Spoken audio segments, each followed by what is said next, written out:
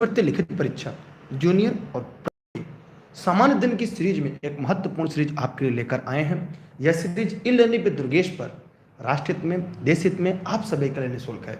क्योंकि अगर आपको सरकारी शिक्षक बनना है और अगर आप जूनियर या प्राइमरी शिक्षक बनने की तैयारी कर रहे हैं तो यह वीडियो आपके जीवन में एक बड़ा बदलाव लाएगा। सामान्य दिन की सीरीज को हम लोग केवल पढ़ेंगे नहीं, बल्कि हम इनके सभी प्रश्नों को तोड़कर हम इनकी व्याख्या करेंगे।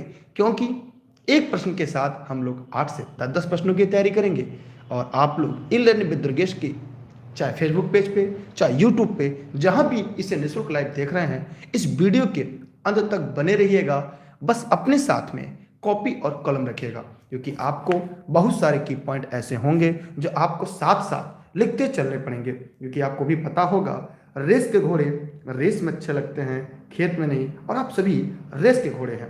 पहला प्रश्न आपके डिस्प्ले पे दिख रहा होगा, शायद आप सभी को इस प्रश्न के बारे में पता हो। इसकी व्याख्या हम आपके बीच लेकर आते हैं। तो चलिए जल्दी से बिना देरी किए अब लोग सवालों के जवाब दीजिएगा कि प्रकाश, रेडियो तरंगे तथा यक्ष किरणें किस प्रकार की तरंगे होती हैं। जी हाँ मेरे प्यारे शिक्षक साथियों, इस देश के निर्माताओं, बताइए आपके सामने प्रश्न है कि जो प्रकाश, रेडियो तरंगे तथा यक्ष किरणों किस प्रकार की तरंगे होती हैं। आइए इस विषय का उत्तर हम लोग जानते हैं। प्रकाश, रेडियो तरंगे, यक्ष किरणें, जी हाँ आप लोगों ने एकदम सही बताया, विद्युत चुंबकी होती हैं।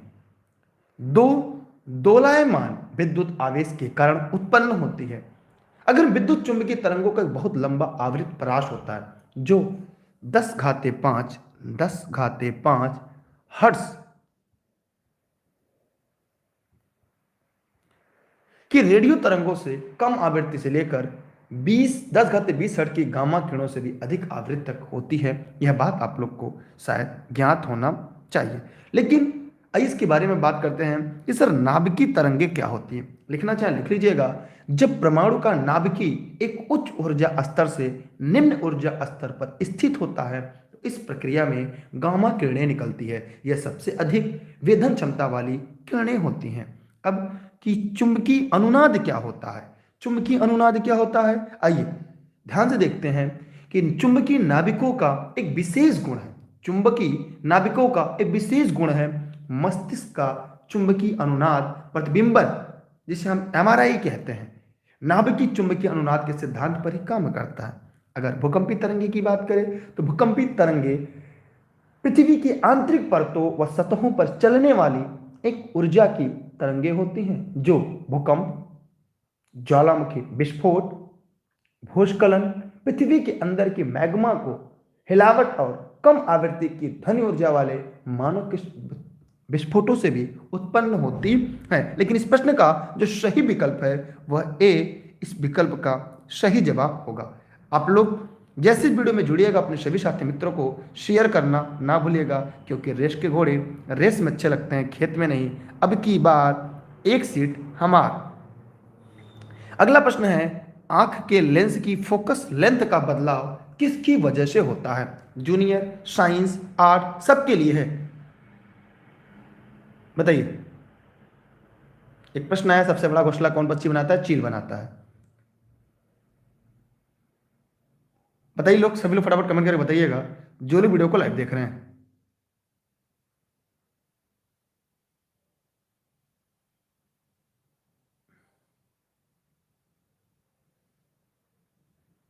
सभी लोग फटाफट कमेंट करिएगा जो लोग वीडियो को लाइव देख रहे हैं। सभी साथी फटाफट कमेंट करिएगा।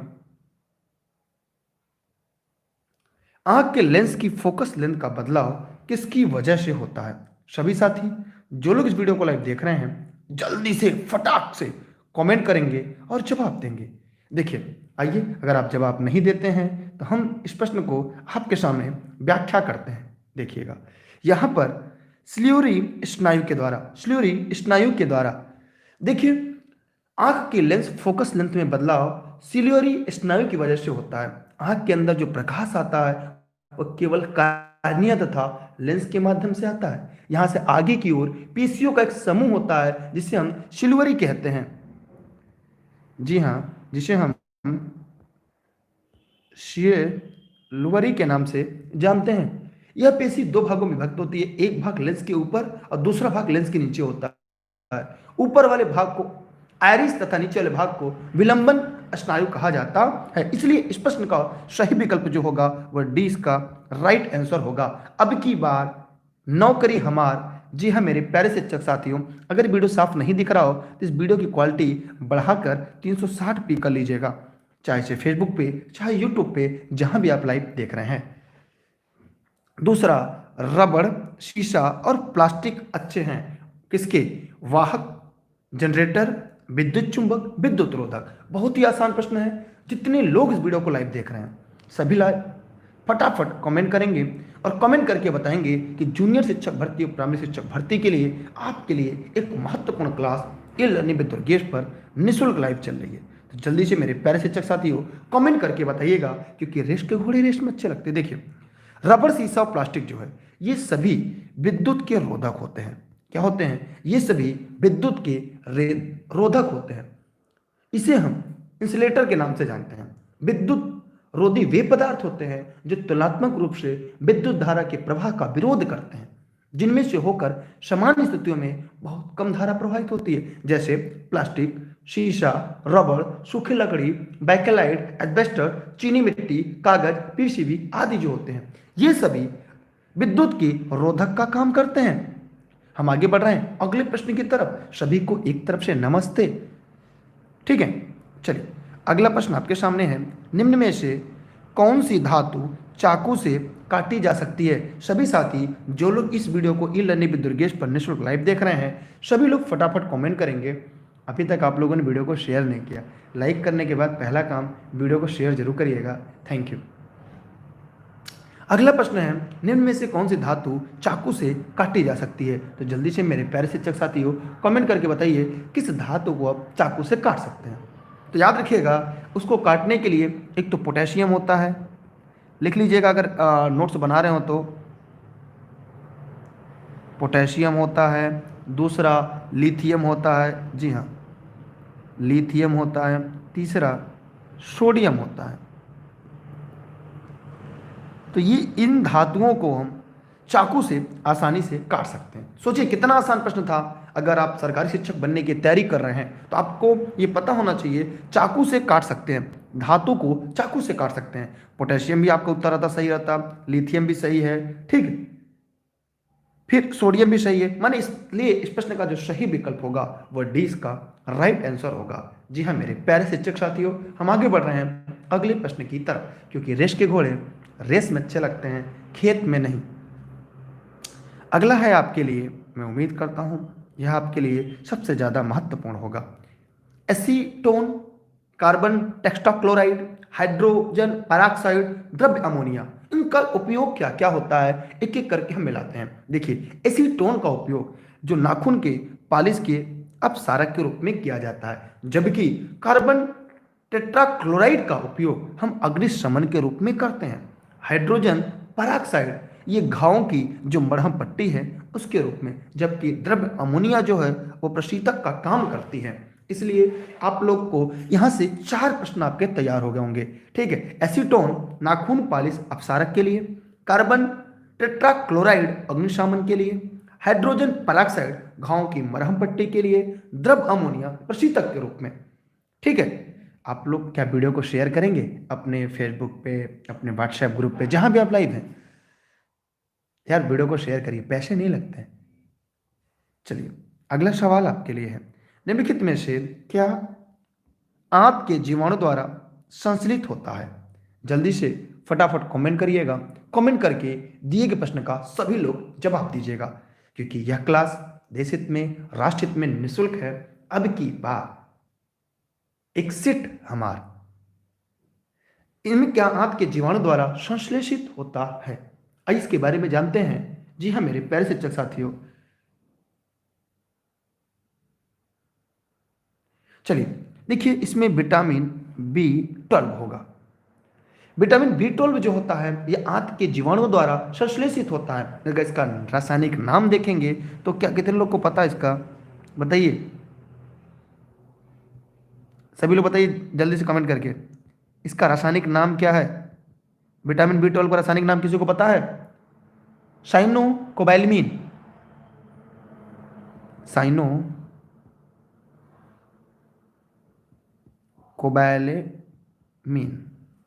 ये B12 का रासायनिक नाम है जो जल में घुलनशील है। इस विटामिन में कोबाल्ट होता है। इसमें क्या होता है? कोबाल्ट होता है। इसमें क्या होता है? कोबाल्ट होता है। इसलिए इस प्रश्न का सही विकल्प जो होगा ए इसका राइट आंसर होगा। निम्नलिखित में से खून का थक्का बनने के लिए कौन सा विटामिन जिम्मेदार है? कमेंट करके जरूर जवाब दीजिएगा। निम्नलिखित में से किस विटामिन की कमी से स्कर्वी नामक रोग होता है?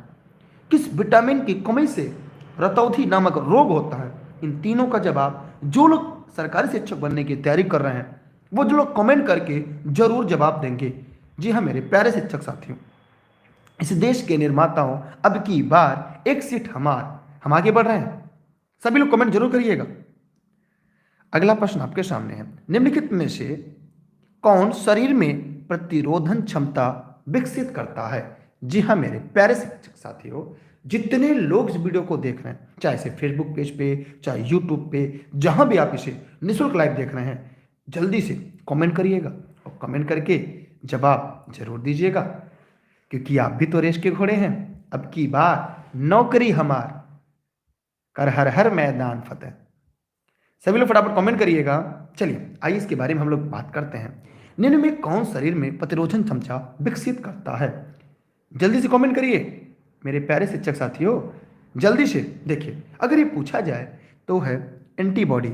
आप लोग कहते हैं ना एंटीबॉडी ले लीजिएगा, आपकी प्रतिरोधक क्षमता बढ़ जाएगी। यदि शरीर में कोई जीव, विष, जीवाणु या कोई हानिकारक पदार्थ घुस जाए तो उसके प्रभाव को रोकने के लिए एंटीबॉडी, इसे प्रतिपिंड भी कहते हैं, इसे कहते हैं प्रतिपिंड,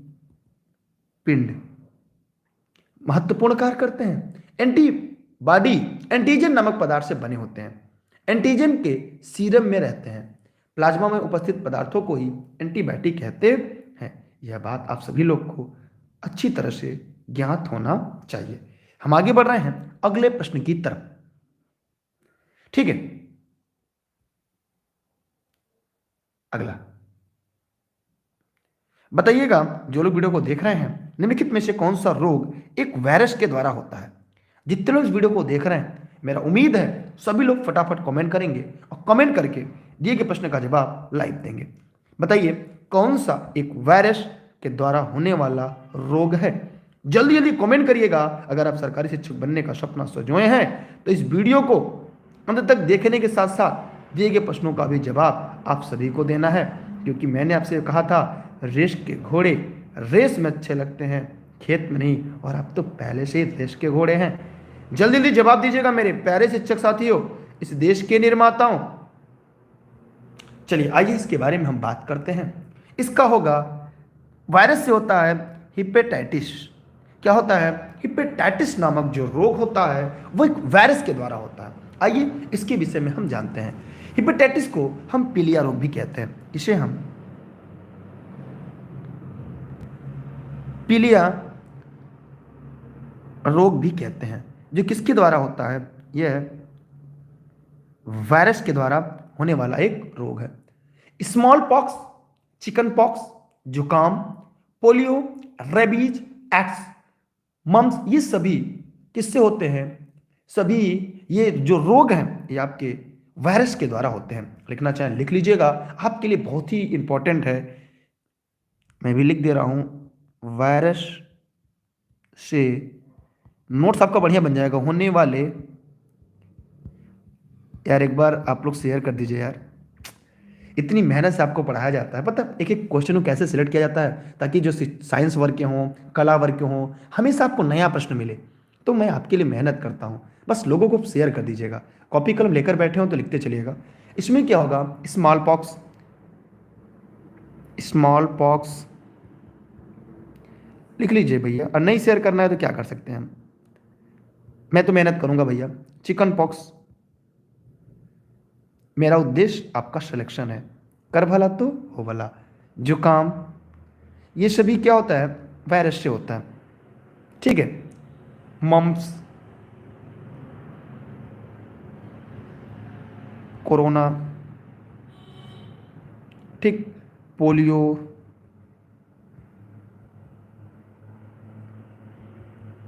एड्स, रेबीज आदि। ये सभी जो आप रोग देख रहे हैं ना, ये सभी रोग किससे होते हैं? वायरस जनित रोग हैं। मानिए सारे रोग कैसे होते हैं? वायरस से होते हैं। इसलिए अगर आप इलरी विद दुर्गेश पर निःशुल्क लाइव देख रहे हैं तो यह आपके लिए सबसे ज़्यादा महत्वपूर्ण है। क्लियर? अभी अन्य चीज़ों के बारे में मैं थोड़ी थोड़ी बातें आपको बताना जरूर चाहूँगा। जैसे ध्यान से मेरी बात को समझिएगा। यहाँ पे पूछा है कि बैक्टीरिया द्वारा, जीवाणु द्वारा कौन कौन रोग होता है, तो मैं उसके भी लिखवा दे रहा हूँ। जीवाणु लिख लीजिएगा कि जीवाणु द्वारा कौन कौन सा रोग होता है। ठीक, यहाँ पे ध्यान दीजिएगा। यहाँ पर जीवाणु के द्वारा कौन होता है? पहला डिप्थीरिया होता है। लिख लीजिएगा सभी लोग, क्योंकि प्रश्न देखिए आजकल परीक्षा में जो प्रश्न पूछे जा रहे हैं ना, वो बड़ी ही घुस घुस के पूछ रहे हैं। मैं चाहता हूं कि आप मेरी सीरीज को पढ़ें तो सिलेक्शन आपका पक्का हो। डिप्थीरिया होगा। 6 टीबी रोग, ठीक है, निमोनिया, निमोनिया है, प्लेग है जो हाँ चूहे गिरने से होता था, टिटनेस है, ये सभी किससे? जीवाणु जनित रोग है। कालरा है, कुक्कुर खांसी है, जुकाम अलग है, खांसी अलग है, याद रखिएगा। कुछ लोग जुकाम खांसी को कहीं कह देते हैं। फिर है आपका टाइफाइड है, राइटिंग में थोड़ा सा गड़बड़ है, टाइफाइड है, गोनोरिया है, गोनोरिया है, ठीक, अतिसार, पेचिश, इसे हम डाइसेंट्री कहते हैं, डाइसेंट्री भी कहते हैं। ठीक है, यहां तक आप लोग को समझ में आया? जो लोग इलेनी विद दुर्गेश पे लाइव देख रहे थे, देखिए मेरा उद्देश्य आपका सिलेक्शन दिलाना था। जबकि मलेरिया, ध्यान दीजिएगा, मलेरिया, प्रोटोजोआ लिख लेना, एक और लिख दे प्रोटोजोआ, यहाँ पे लिख देना प्रोटोजोआ, सभी लोग लिख लीजिएगा प्रोटोजोआ। प्रोटोजोआ से कौन कौन होता है? देखिए कालाजार, कालाजार होता है, मलेरिया होता है। एक प्रश्न यहां से फिक्स है आपका, मलेरिया, पेचिस, ध्यान दीजिएगा आप लोग सभी लोग, पेचिस, एक पेचिस है, एक अतिसार पेचिस है, ध्यान दीजिएगा, पेचिस है, अमीबीता है, अमीबीता, ये सब प्रोटोजोआस होता है। इसकी स्क्रीनशॉट कर लें। जी हाँ, जितने लोग वीडियो को लाइव देख रहे हैं सभी लोग फटाफट कमेंट करके बताएं कि आप लोग ने इसकी लिख लिया, स्क्रीनशॉट कर लीजिएगा। देखिए मैं इसको दोबारा दोहरा दे रहा हूँ। देखिए कौन सा रोग वायरस के द्वारा होता है? तो हिपेटाइटिस, जिसे पीलिया रोग कहते हैं, ये वायरस से होता है। वायरस से होने वाले अन्य रोग हैं, ठीक है, स्मॉल पॉक्स, चिकन पॉक्स, जुकाम, mumps, corona, polio, AIDS, rabies, ये सभी वायरस जनित रोग हैं। जबकि जीवाणु जनित रोग हैं डिप्थीरिया, क्षय जिसे टीबी रोग कहते हैं, निमोनिया, प्लेग, टिटनेस, कालरा, कुक्कुर खांसी, टाइफाइड, गोनोरिया, अतिसार पेचिस, जिसे हम डाइसेंट्री के नाम से जानते हैं। जबकि प्रोटोजोआ जनित है, क्या है? कालाजार, मलेरिया, पेचिस, आबिता। हम आगे बढ़ रहे हैं अगले टॉपिक की तरफ, अगले प्रश्न की तरफ। आप सभी लोग स्क्रीनशॉट जरूर क्लिक कर लीजिएगा, क्योंकि यहां से एक प्रश्न आपके परीक्षा में जरूर पूछे जाएंगे। ठीक है, ये क्लास प्रतिदिन 9:30 बजे ई लर्निंग विद दुर्गेश पर निःशुल्क चलती है। अब की बार नौकरी हमार, ठीक है। चलिए अगला सवाल है, डायोड वह प्रयुक्ति है जो धारा को, पहले साइंस के प्रश्न चलेंगे क्योंकि ये जूनियर साइंस और कला वर्ग दोनों के लिए सामान्य दिन की सीरीज है। चाहे प्राइमरी के लिए तैयारी कर रहे हो, चाहे जूनियर के लिए कर रहे हो, सब के लिए एक महत्वपूर्ण सीरीज है। तो जल्दी से बिना देरी के कमेंट करके बताइए, डायोड वह प्रयुक्ति है जो धारा को एक दिशा में प्रवाहित होने देती है, दोनों दिशाओं में प्रवाहित होने देती है, किसी भी दिशा में प्रवाहित होने देती है, किसी भी दिशा में प्रवाहित नहीं होने देती है, उपरोक्त में से कोई नहीं। तो जल्दी से मेरे प्यारे शिक्षक साथियों कमेंट करिएगा और दिए गए प्रश्न का सही जवाब दीजिएगा। आइए यहाँ पर देखते हैं। ये एक दिशा में ही प्रवाहित होने देती है। जितने साथियों ने इस प्रश्न का विकल्प ए बताया था उन सभी का ए सही है। जी हाँ, कोरोना से जुड़े एक दिन प्रश्न लेकर आएंगे, सारे तथ्यों को हल करा देंगे। ठीक है। दूसरा, डायोड वो प्रवाह प्रयुक्ति है जो धारा को एक दिशा में ही प्रवाहित होने देती है। इसके अलावा एसी को डीसी के रूप में बदलने के लिए दृष्टिकारी परिपथ में प्रयोग की जाती है। ठीक है, क्लियर हुआ? चलिए हम और आगे बढ़ते हैं अगले प्रश्न की तरफ। स्क्रीनशॉट जरूर करते चलिएगा जो प्रश्न आपको बेहतर लगे, जो कि मैंने बताया ना, रेस के घोड़े रेस में अच्छे लगते हैं। अगला, कंप्यूटर भाषा कोबोल किसके लिए उपयोगी है? जो लोग इस वीडियो को लाइव देख रहे हैं जल्दी से फटाफट कमेंट करेंगे और जवाब देंगे। कोबोल कंप्यूटर की एक भाषा है। मैंने आपको बताया था इतिहास, भूगोल, संविधान, इन सभी की सीरीज, कंप्यूटर, अर्थशास्त्र, विज्ञान, तीनों विज्ञान, उत्तर प्रदेश स्पेशल, इन सभी का पूरा पूरा मिश्रण है जो ई लर्निंग विद दुर्गेश के माध्यम से हम आप तक पहुंचा रहे हैं। क्योंकि आप हैं रेस के घोड़े और आप रेस में अच्छे लगते हैं, तो जल्दी से बिना देरी किए कमेंट करके जवाब जरूर दीजिएगा, क्योंकि अब की बार नौकरी हमार। जल्दी जल्दी फटाफट कमेंट करिएगा मेरे प्यारे शिक्षक साथियों।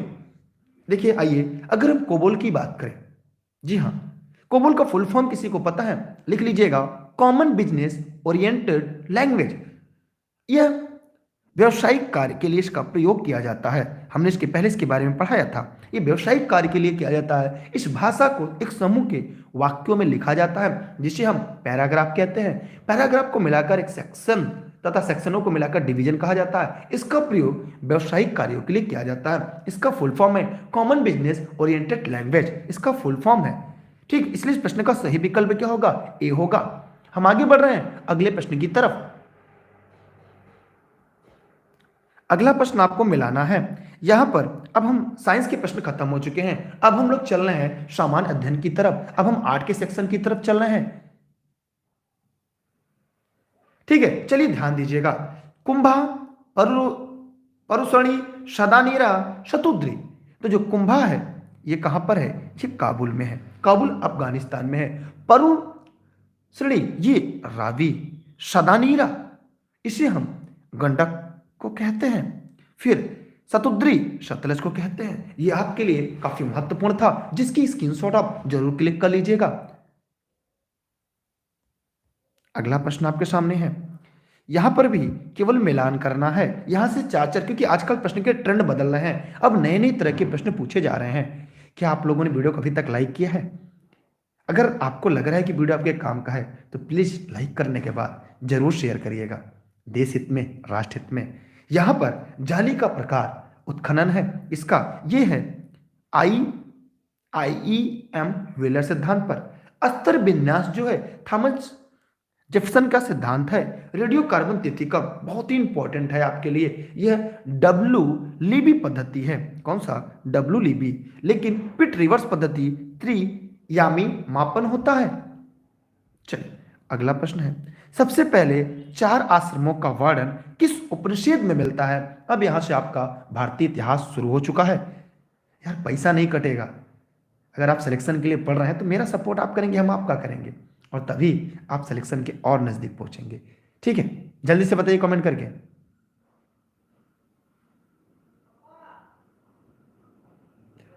बताइए से फटाफट कमेंट करके, जो भी साथ इस वीडियो को निःशुल्क लीला निमित्त दुर्गेश पर लाइव देख रहे हैं। देखिए, सबसे पहले चार आश्रमों का वर्णन कहां मिलता है? देखिए, सबसे पहले चार आश्रमों का वर्णन जाबालोपनिषद में मिलता है। आइए देखते हैं वो चारों आश्रम कौन कौन सा है। पहला ब्रह्मचर्य,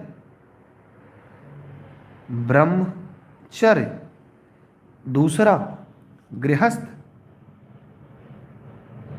तीसरा वानप्रस्थ,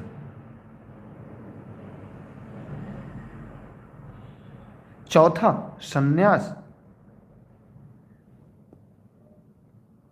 ये चार आश्रम है, इनमें चार भागों में बांटा गया है। कितने भागों में?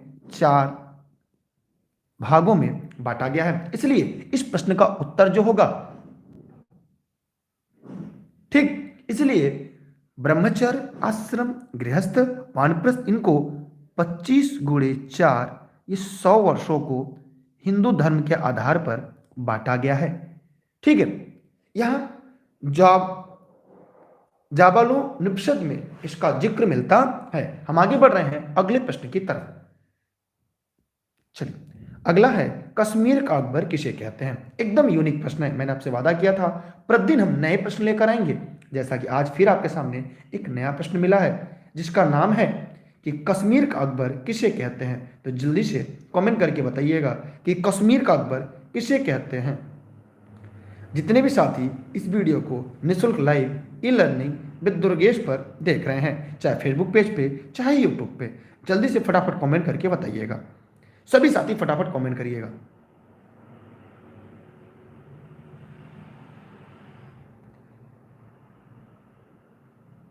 चलिए, अगर आप नहीं बताते हैं तो हम ही आपको बता रहे हैं।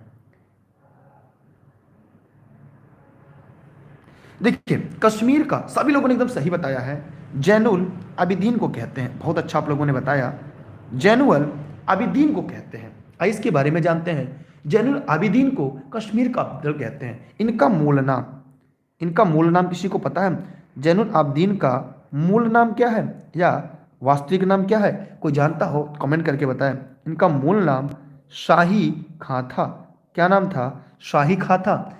इसे अपनी उदार नीतियों के कारण कश्मीर का अकबर कहा जाता है। मूल नियंत्रण व्यवस्था करने के कारण कश्मीर का अलाउद्दीन खिलजी भी कहते हैं। इसे इसके एक उपनाम है, एक इसका उपनाम है कश्मीर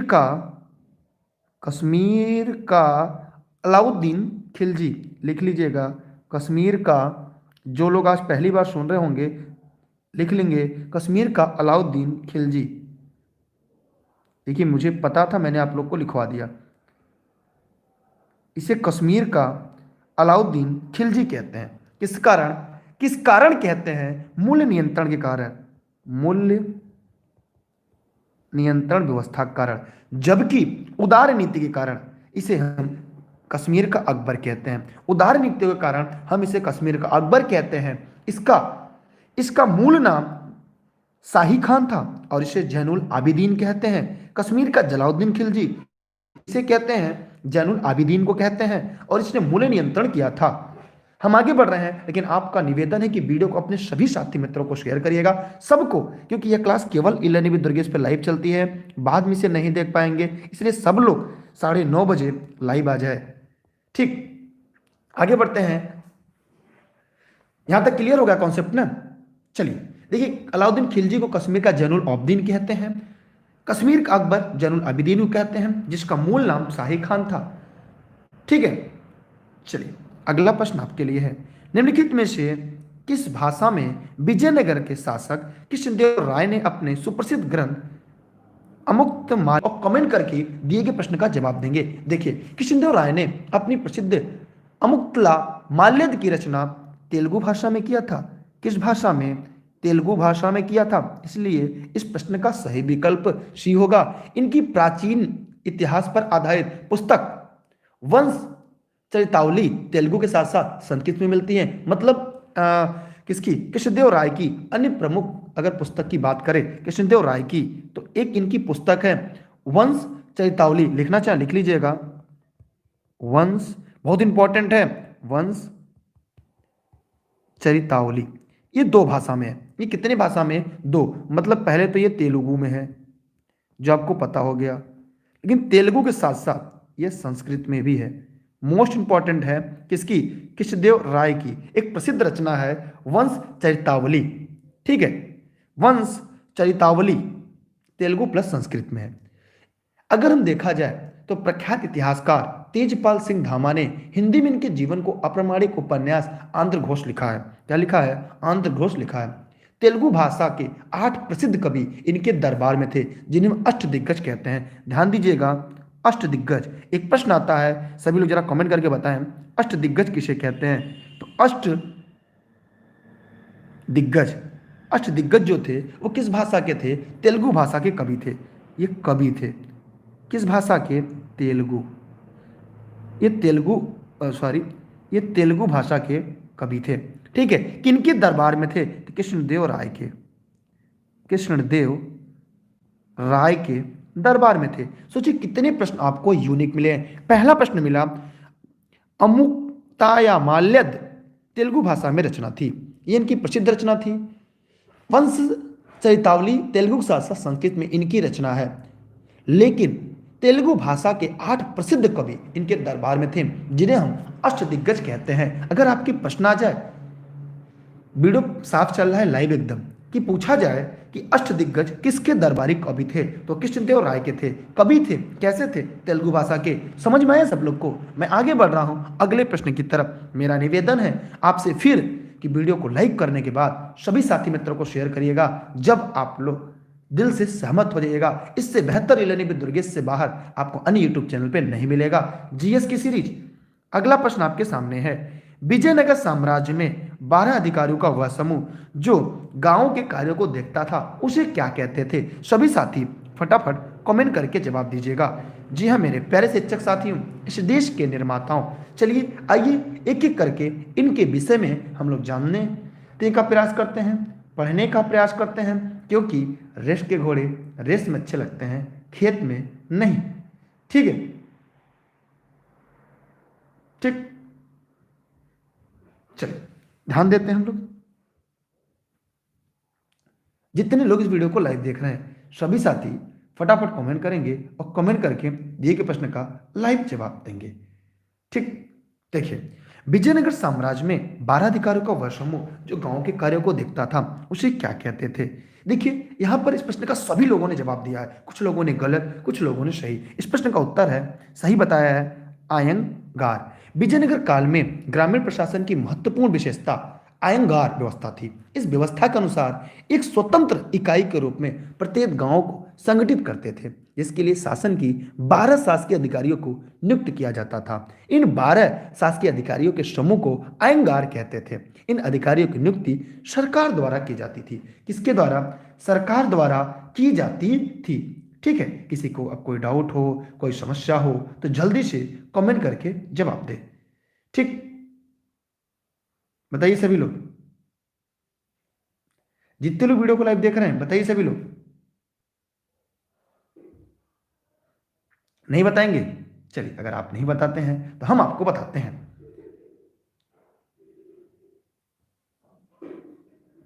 चलिए अगला है, निम्नलिखित में से कौन एक भारतीय राष्ट्रीय कांग्रेस के कभी संबद्ध नहीं रहे? तो जितने लोग वीडियो को लाइव देख रहे हैं, जल्दी से बिना देरी किए फटाफट कमेंट करेंगे, कमेंट करके लाइव जवाब देंगे। जी हाँ मेरे प्यारे शिक्षक साथियों, इस देश के निर्माताओं, अगर आप इलेनी विद दुर्गेश से जुड़े हैं तो इस 72 में अपनी बेहतरीन जरूर देते जाइएगा। सभी साथी फटाफट कमेंट करिएगा और कमेंट करके दिए गए प्रश्न का जवाब लाइव दीजिएगा। जल्दी जल्दी फटाफट कमेंट करिएगा, जितने भी साथी इस वीडियो को लाइव देख रहे हैं। बताइए जल्दी फटाफट कमेंट करके। देखिए सभी लोग ध्यान से देखिएगा। फिरोज शाह मेहता थे, हकीम अजमल खान थे, खान अब्दुल गफ्फार खान थे, सर सैयद अहमद खान, ये राष्ट्रीय कांग्रेस से कभी भी संबंध नहीं रखते थे। ये 1857 के विद्रोह के समय कंपनी के न्यायिक सेवा में थे। वह कंपनी के प्रति पूर्णतया राजभक्त भी रहे। हंटर के सुझाव पर ब्रिटिश सरकार ने सैयद अहमद खान को कांग्रेस के विरुद्ध तैयार किया था। शायद आप लोग को पता होगा, अगर नहीं पता है तो यह बात आप लोग जानते रहिएगा। ठीक है, फिर आगे हम लोग देखा, कभी हिंदू मुस्लिम एकता के हितैषी रहे सर सैयद अहमद खान कांग्रेस के प्रबल शत्रु माने जाते थे। उनका प्रोपोगेंडा प्रसार था कि कांग्रेस हिंदू आधिपत्य पार्टी है। वो कहते थे कांग्रेस क्या है? हिंदू आधिपत्य पार्टी है। क्या कहते थे? कि कांग्रेस हिंदू आधिपत्य पार्टी है। ऐसा कौन कहता था? ऐसा इनके द्वारा कहा जाता था। हम आगे बढ़ रहे हैं। यहां तक किसी के मन में कोई डाउट हो, कोई प्रश्न हो तो जल्दी से कमेंट करेगा और कमेंट करके पूछ सकता है। चलिए मेरे प्यारे शिक्षक साथियों, हम आगे बढ़ रहे हैं अगले प्रश्न की तरफ। भारत छोड़ो आंदोलन का फल क्या था? जितने भी साथी वीडियो को देख रहे हैं, जल्दी से फटाफट कमेंट करेंगे और कमेंट करके दिए गए प्रश्न का लाइव जवाब देंगे। जी हाँ मेरे प्यारे शिक्षक साथियों, सभी साथी फटाफट कमेंट करके बताइएगा।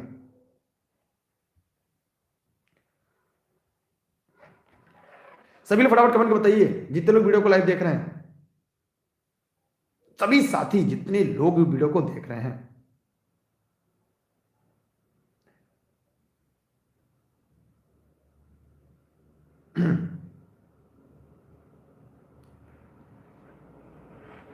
सभी लोग फटाफट कमेंट करके बताइए।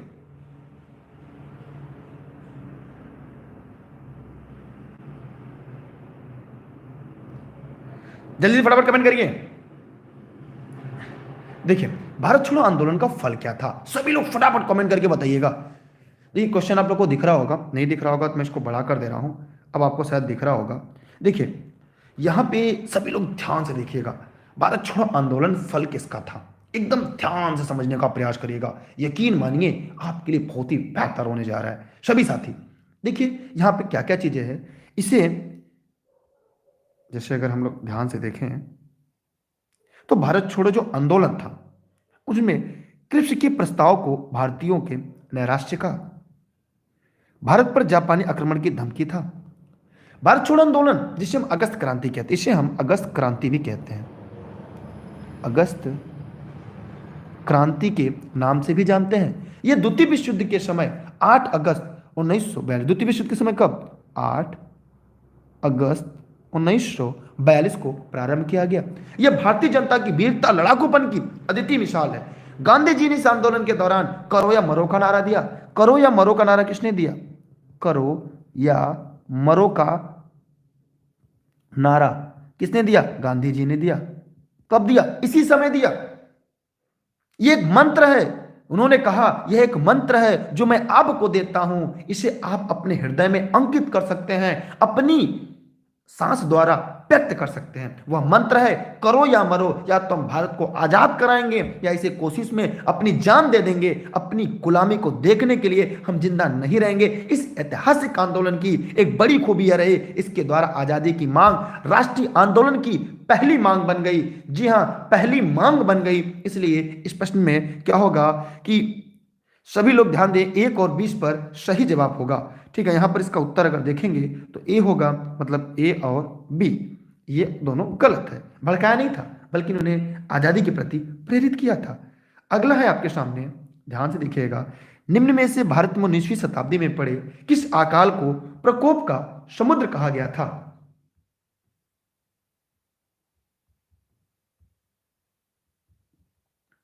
सभी लोग फटाफट कमेंट करके बताइए।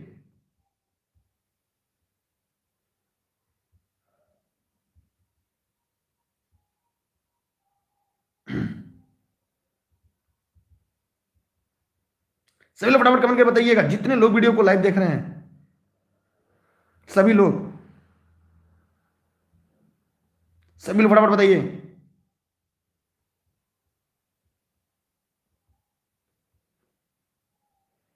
सभी लोग फटाफट कमेंट करके बताइएगा,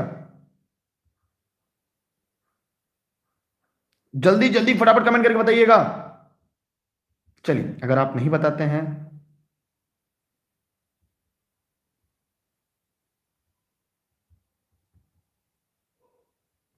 चलिए हम आगे बढ़ते हैं अगले टॉपिक की तरफ। इस प्रश्न के बारे में एक अच्छी विशेष ध्यान से देखिएगा, यहां पे प्रकोप का समुद्र सी ऑफ कैलेमिटी कहते हैं। ध्यान से देखिएगा, सी ऑफ कैलेमिटी किसे कहते हैं, तो ध्यान से देखने वाली बात है, ध्यान से जानने वाली बात है कि इस विषय के, इस प्रश्न को आप सभी को ध्यान से समझना पड़ेगा और आपको बताना पड़ेगा। देखिए, उड़ीसा के अकाल को, किसके अकाल को, उड़ीसा के अकाल 1866-67 को प्रकोप का समुद्र, विपत्ति का समुद्र कहते थे। इसे ध्यान से लिखिएगा, इसे विपत्ति का समुद्र, सिया कैबिलिटी कहते थे।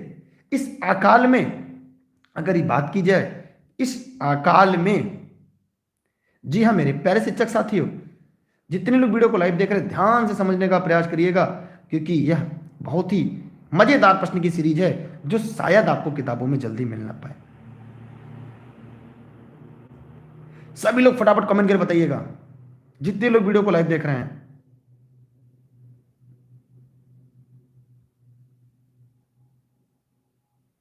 समझ में आ रहा है कि नहीं आप लोग को? बताइए सभी लोग फटाफट कमेंट करके। चलिए चलिए हम आगे बढ़ते हैं इस प्रश्नों की तरफ। जी हाँ, इसमें भारत के पूर्वी तट समेत लगभग 1,80,000 मील की दूरी का क्षेत्र आबादी पर ले लिया। सबसे अधिक प्रभावित उड़ीसा हुआ था। अगला प्रश्न आपका, उस भारतीय का क्या नाम था जिसने तीनों गोलमेज सम्मेलन में भाग लिया? ये मैंने पढ़ाया हुआ है। अगर आप प्रतिदिन इल दुर्गेश पर सारी क्लास को लाइव देखते होंगे, यकीन मानिए यह प्रश्न आपका कभी भी गलत नहीं होगा। जी हाँ मेरे प्यारे शिक्षक साथियों, इस देश के निर्माताओं, अगर आप प्रतिदिन इस सीरीज को देखते होंगे लाइव, तो यकीन मानिए कभी भी आपका सवाल गलत नहीं होगा। तो जो भी इस वीडियो को लाइव देख रहे हैं ना, जल्दी से फटाक से कमेंट करके बताएं वो कौन व्यक्ति था जिसने तीनों गोलमेज सम्मेलन में भाग लिया। जल्दी जल्दी फटाफट कमेंट करिएगा। जी हाँ मेरे प्यारे शिक्षक साथियों, अब की बार एक सीट हमार, जी हाँ, जूनियर प्राइमरी शिक्षक भर्ती की एक महत्वपूर्ण सीरीज है आपके लिए, आपके साथ कर हर हर मैदान फतेह। जी हाँ मेरे प्यारे शिक्षक साथियों, जितने लोग इस वीडियो को देख रहे हैं ना, यकीन मानिए यह सीरीज वास्तव में कितनी बेहतर है, कितनी ऐतिहासिक है आपके लिए। समझ में आया कि नहीं आया? आ गया ना? जल्दी से कमेंट करके बताइएगा। सभी साथी फटाफट कमेंट करके बताइए। जितने लोग वीडियो को लाइव देख रहे हैं जल्दी जल्दी फटाफट कमेंट करिए। सभी साथी फटाफट कमेंट करिए, जल्दी जल्दी कमेंट करते रहिएगा, जल्दी जल्दी कमेंट करते रहिए। चलिए, अगर आप कमेंट नहीं करेंगे तो मेरा काम है। एकदम आसान प्रश्न उत्तर है। देखिए, डॉक्टर भीमराव अंबेडकर, डॉक्टर भीमराव अंबेडकर तीनों गोलमेज सम्मेलन में भाग लेने वाले पहले प्रतिनिधि थी। प्रथम गोलमेज सम्मेलन कब हुआ था? देखिए, फर्स्ट कब हुआ था किसी को पता है? यह 1930 से 31 के बीच हुआ था, ठीक। लेकिन सेकेंड गोलमेज सम्मेलन कब हुआ था? यह, हाँ लिखना चाहे, ये 7 सितंबर, थोड़ा जगह ज़्यादा चाहिए हमको ना। जो द्वितीय हुआ था यह 7 सितंबर से 7 सितंबर 1931 से लेकर दिसंबर 1931 तक हुआ था। लेकिन अगर हम तृतीय गोलमेज सम्मेलन की बात करें कि सर तृतीय कब हुआ था, तो यह आपका 17 नवंबर 1932 से लेकर 24 दिसंबर 1932 तक हुआ था। द्वितीय गोलमेज सम्मेलन में गांधी जी ने भाग लिया था, द्वितीय वाले में गांधी जी ने भाग लिया था, किंतु गतिरोध के कारण वह सम्मेलन 1 दिसंबर को समाप्त घोषित कर दिया गया एवं गांधी जी को लंदन से खाली हाथ वापस आना पड़ा। ध्यान दीजिएगा, ये जो द्वितीय गोलमेज सम्मेलन है, ध्यान दीजिएगा सभी लोग, द्वितीय गोलमेज सम्मेलन द्वितीय महत्वपूर्ण है। गोलमेज जो सम्मेलन था इसे 1 दिसंबर 1931 को, 1 दिसंबर 1931 को क्या करना पड़ा? गतिरोध के कारण बंद करना पड़ा, समाप्त करना पड़ा, और महात्मा गांधी वहां से खाली हाथ वापस आते हैं। कहां से? वहां से खाली हाथ वापस आते हैं। इसलिए यह बात आप लोग अच्छी तरह से जानते रहिएगा। जी हाँ मेरे प्यारे शिक्षक साथियों, सभी लोग इस बात को अच्छी तरह से जानते रहिएगा, मनन करके रखिएगा, क्योंकि आप ही तो हैं रेस के असली घोड़े। क्योंकि रेस के घोड़े ही तो रेस में अच्छे लगते हैं, खेत में नहीं। ठीक है, मैं उम्मीद करता हूं आप सभी को समझ में आ गया होगा। नहीं आया होगा तो फिर हम लोग आगे बढ़ेंगे और आगे भी पढ़ते चलेंगे, देखते चलेंगे, क्योंकि रेस के घोड़े ही तो रेस में अच्छे लगते हैं। समझ में आ गया? चलिए आगे बढ़ रहे हैं अगले प्रश्न की तरफ। किस राज्य की विधानसभा में सर्वाधिक सदस्य संख्या है? सभी साथी फटाफट कमेंट करेंगे। जितने लोग इस वीडियो को लाइव देख रहे हैं सभी साथियों से मेरा निवेदन है, सभी साथी जल्दी जल्दी फटाफट कमेंट करेंगे और कमेंट करके जवाब देंगे कि विधानसभा में सबसे ज्यादा सदस्य संख्या कहां पर है। जल्दी जल्दी कमेंट करिएगा मेरे प्यारे शिक्षक साथियों, इस देश के निर्माताओं, अब की बार नौकरी हमार, क्योंकि एक सीट तो आप ही की है ना, इस बार कोई सी और की नहीं है। इसीलिए कर हर हर मैदान फतेह। जी हाँ, कर हर हर मैदान फतेह। जल्दी जल्दी जवाब दीजिएगा मेरे प्यारे साथियों, जो लोग इस वीडियो को ई लर्निंग विद दुर्गेश पर निःशुल्क लाइव देख रहे हैं।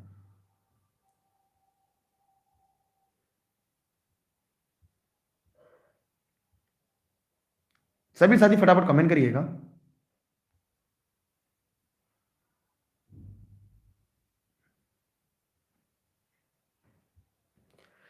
किस राज्य में विधानसभा है बताइए फटाफट कमेंट करके। देखिए, इस प्रश्न का जवाब बहुत ही आसान होगा। इसका उत्तर होगा उत्तर प्रदेश, अपना प्रदेश। जी हाँ मेरे प्यारे शिक्षक साथियों, उत्तर प्रदेश में सबसे ज्यादा विधानसभा के, जी हाँ एकदम आपने सही सुना, सबसे ज्यादा कहां पर है? उत्तर प्रदेश में। कितने हैं? 403 प्लस 1 है। ये जनता द्वारा प्रत्यक्ष रूप से चुने जाते हैं। प्रत्येक राज्य की विधानसभा सदस्यों की संख्या अलग अलग होती है, लेकिन ये कहां जिक्र किया गया है? ये अनुच्छेद 170 में, अनुच्छेद 170 में क्या है? विधानसभा है। विधानसभा में कम से कम 60 सदस्य हो सकते हैं। कम से, ध्यान दीजिएगा, कम से कम 60, ज्यादा से ज्यादा 500 सदस्य हो सकते हैं। सबसे ज्यादा उत्तर प्रदेश में है। कहां पर है? उत्तर प्रदेश में है। कितना है? सबसे ज्यादा है। यह बात आप लोग को ज्ञात होना चाहिए, यह बात आप लोग को पता होना चाहिए। दूसरी बात आप लोग और ध्यान दीजिएगा, यह हो गया कहां पे? आंध्र प्रदेश में है। लेकिन उसके बाद अगर आप लोग जानना चाहें, पढ़ना चाहें, तो इसे आंध्र प्रदेश में 175, कितने? 175 है। महाराष्ट्र में अगर देखा जाए तो 288 है, और पश्चिम बंगाल में आपका 295 है। तो कितने ऐसे राज्य हैं जहां पर 40-60 से भी कम है? तो जवाब कमेंट करके जरूर दीजिएगा मेरे प्यारे शिक्षक साथियों।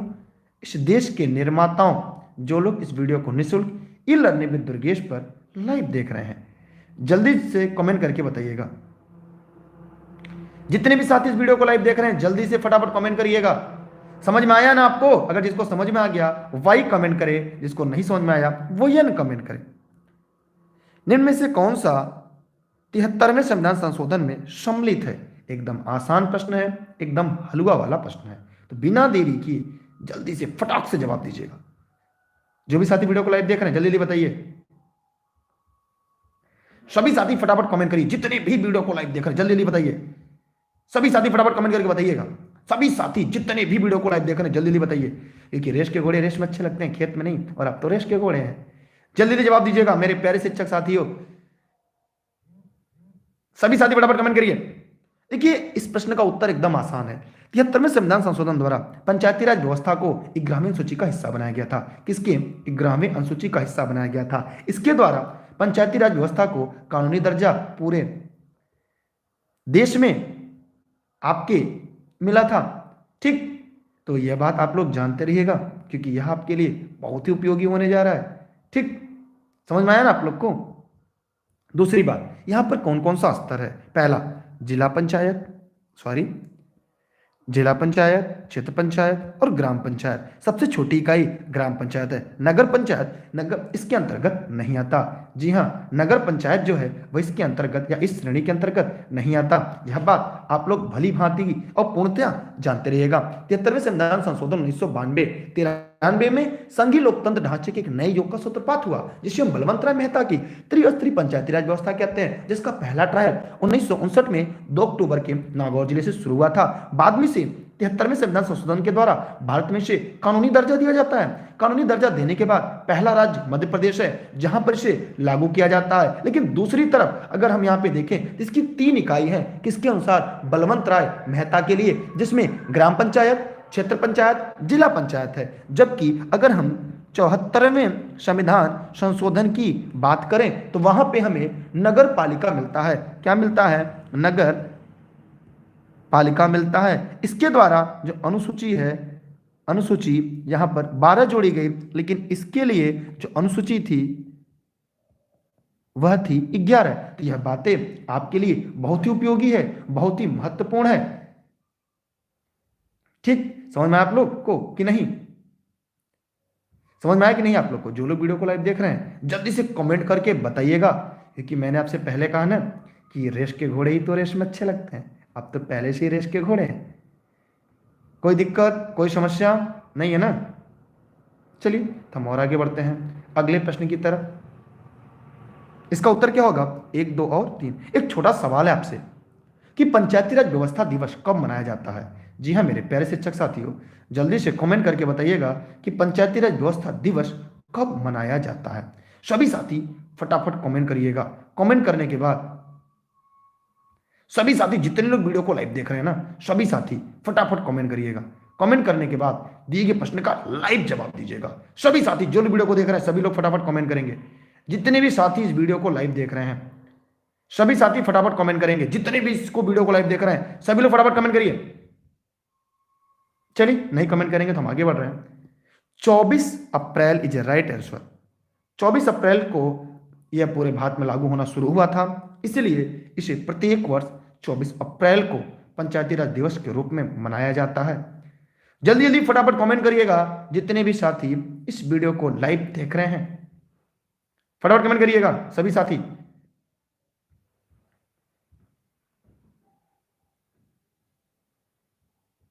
चलिए, अगर बंधुआ मजदूरी पर रोक अधिनियम कब पास हुआ? सभी लोग फटाफट कमेंट करके बताइए। अगर हम अनुच्छेद की बात करें, ध्यान दीजिएगा यहां पे कई अनुच्छेद है। हाँ ध्यान दीजिएगा अनुच्छेद 23 क्या है। आइए यहां पर हम बात करते हैं कि अनुच्छेद 23 क्या है। तो मानव दुर्व्यापार, बालाश्रम आदि का प्रतिषेध करता है। 23 के द्वारा घोषित अपराध के लिए 35 के अंतर्गत संसद को दंड विहित करने के लिए विधि बनाने शक्ति दी गई है। संसद इसका प्रयोग करके, इस शक्ति का प्रयोग करते हुए बंधुआ मजदूरी प्रणाली उन्मूलन अधिनियम 1976 को 1976, महिला एवं बाल अनैतिक व्यापार निवारण अधिनियम 1986 लेकर आता है। इसके साथ साथ एक और लेकर आता है, लिख लीजिएगा सभी लोग, महिला एवं बाल अनैतिक व्यापार, बहुत ही महत्वपूर्ण है, अनैतिक व्यापार निवारण अधिनियम, इंपॉर्टेंट है, लिख लीजिएगा अधिनियम 1986। मतलब अनुच्छेद 23 से अंतर्गत इसे अपराध घोषित किया गया है और 35 के अंतर्गत संसद इसे दंड बनाती है।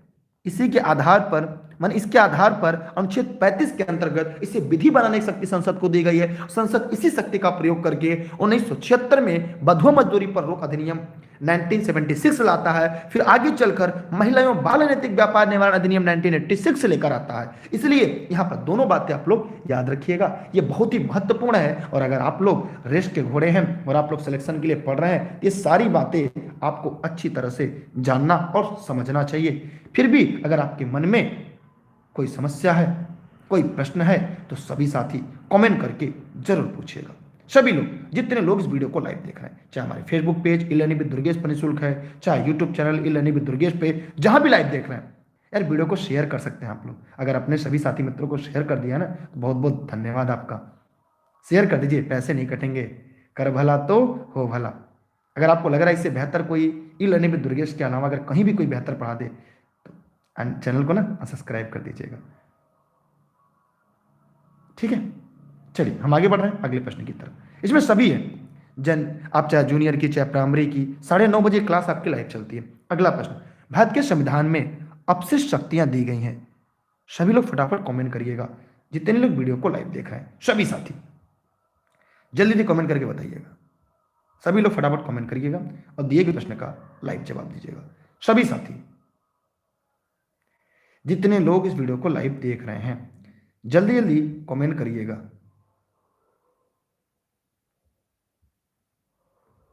ठीक,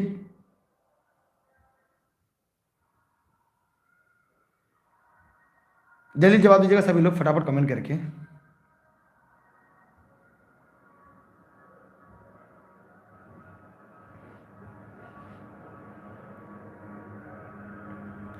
चलिए हम बताते हैं।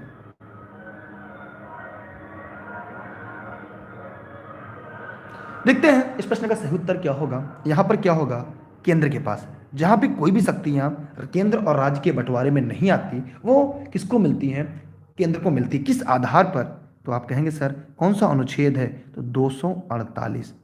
लिख लीजिएगा नोट्स में अगर आप बना रहे हैं। अनुच्छेद 248 में अपशिष्ट विषयों पर विधि बनाने का अधिकार किसके पास है, संसद को है। किसको है, संसद को। और संसद कहां है, केंद्र में है। जबकि यह अमेरिका तथा ऑस्ट्रेलिया में अपशिष्ट शक्तियों राज्य के पास है। अगर यह अमेरिका होता या ऑस्ट्रेलिया होता, तब अपशिष्ट शक्तियां किसके पास होती, राज्य के पास होती। लेकिन इंडिया में केंद्र के पास होता है। भारत शासन अधिनियम 1935 में अपशिष्ट शक्तियां गवर्नर जनरल में निहित थी। लेकिन अपशिष्ट शक्तियों से तात्पर्य ऐसे विषय पर विधि बनाना, कानून बनाना, शक्ति बनाना है जिसका उल्लेख संविधान की 7वीं सूची की किसी भी सूची में न हो। मतलब ध्यान दीजिएगा, संविधान के जो 7वां अनुसूची में जो न हो, वही अनुच्छेद 248 के तहत केंद्र सरकार अपशिष्ट शक्तियों का प्रयोग करके कानून बना सकती है। ठीक है, समझ में आया सब लोग को। अमेरिका ऑस्ट्रेलिया में राज्य को है, केंद्र सरकार अनुच्छेद 248 में कौन से विषय पे, जो 7वीं सूची में नहीं है, मैंने जो संघ सूची, राष्ट्र सूची, केंद्र शासन, ध्यान दीजिएगा, इनको तीनों को छोड़कर, दीपू जी बहुत बहुत धन्यवाद आपका, ध्यान दीजिएगा, इन तीनों को छोड़कर जो भी विधि है उसे हम अपशिष्ट शक्तियों के अंतर्गत रखते हैं। हम आगे बढ़ रहे हैं अगले प्रश्न की तरफ। 12वीं पंचवर्षीय योजना की अवधि क्या है। सभी लोग फटाफट कमेंट करेंगे, चाहे से आप फेसबुक पे चाहे यूट्यूब पे देख रहे हैं। देखिए, ऑनलाइन क्लास या नोट के संबंध में यदि कोई भी जानकारी चाहिए, आप इस नंबर पर व्हाट्सएप करके जानकारी ले सकते हैं। साथ ही साथ ये क्लास आपके जौनपुर जनपद से मेरे द्वारा निःशुल्क लाइव चलती है। अन्य सभी क्लास टेलीग्राम पे आप दुर्गेश सर सर्च करके इन लेने पे दुर्गेश से निःशुल्क प्राप्त कर सकते हैं, जहाँ पे PDF, फेसबुक सभी चीज़ें होगा। ठीक, चलिए, ठीक, चलिए ध्यान दीजिएगा सभी लोग, जो लोग वीडियो को लाइव देखा है। यहां पर इस प्रश्न का उत्तर जो होगा, 12वीं पंचवर्षीय योजना 1 अप्रैल 2012 से 31 मार्च 2017 तक था। वर्तमान में सरकार ने पंचवर्षीय योजना का नाम बदलकर नीति आयोग कर दिया है। ठीक, क्या कर दिया है, नीति आयोग कर दिया है। यह बात आप सभी एकदम अच्छे से ध्यान रखिएगा। नीति आयोग का फुल फॉर्म क्या है। ठीक, चलिए सभी लोग फटाफट कमेंट करके बताइएगा। ध्यान दीजिएगा, यह नीति आयोग हो गया, और नीति आयोग का फुल फॉर्म क्या होगा, कमेंट जरूर करिएगा। राष्ट्रीय आय का परिकलन, ये आपके इकोनॉमिक्स के सवाल है। राष्ट्रीय आय, नेशनल इनकम का परिकलन निम्नलिखित में से किस एक को छोड़कर, किस एक को छोड़कर, मतलब यहां पे नकारात्मक प्रश्न है, 3 है और 1 नहीं है, तो जल्दी से आपको बताना होगा। जी हां, National Institute of Transforming India. जी हां, एकदम सही जवाब है, यह एकदम सही बताया।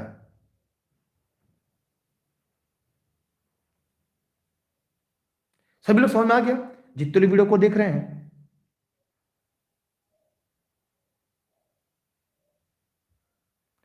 चलिए आगे बढ़ते हैं। यहां पर क्या क्या चीजें आपको देखने को मिल रही हैं।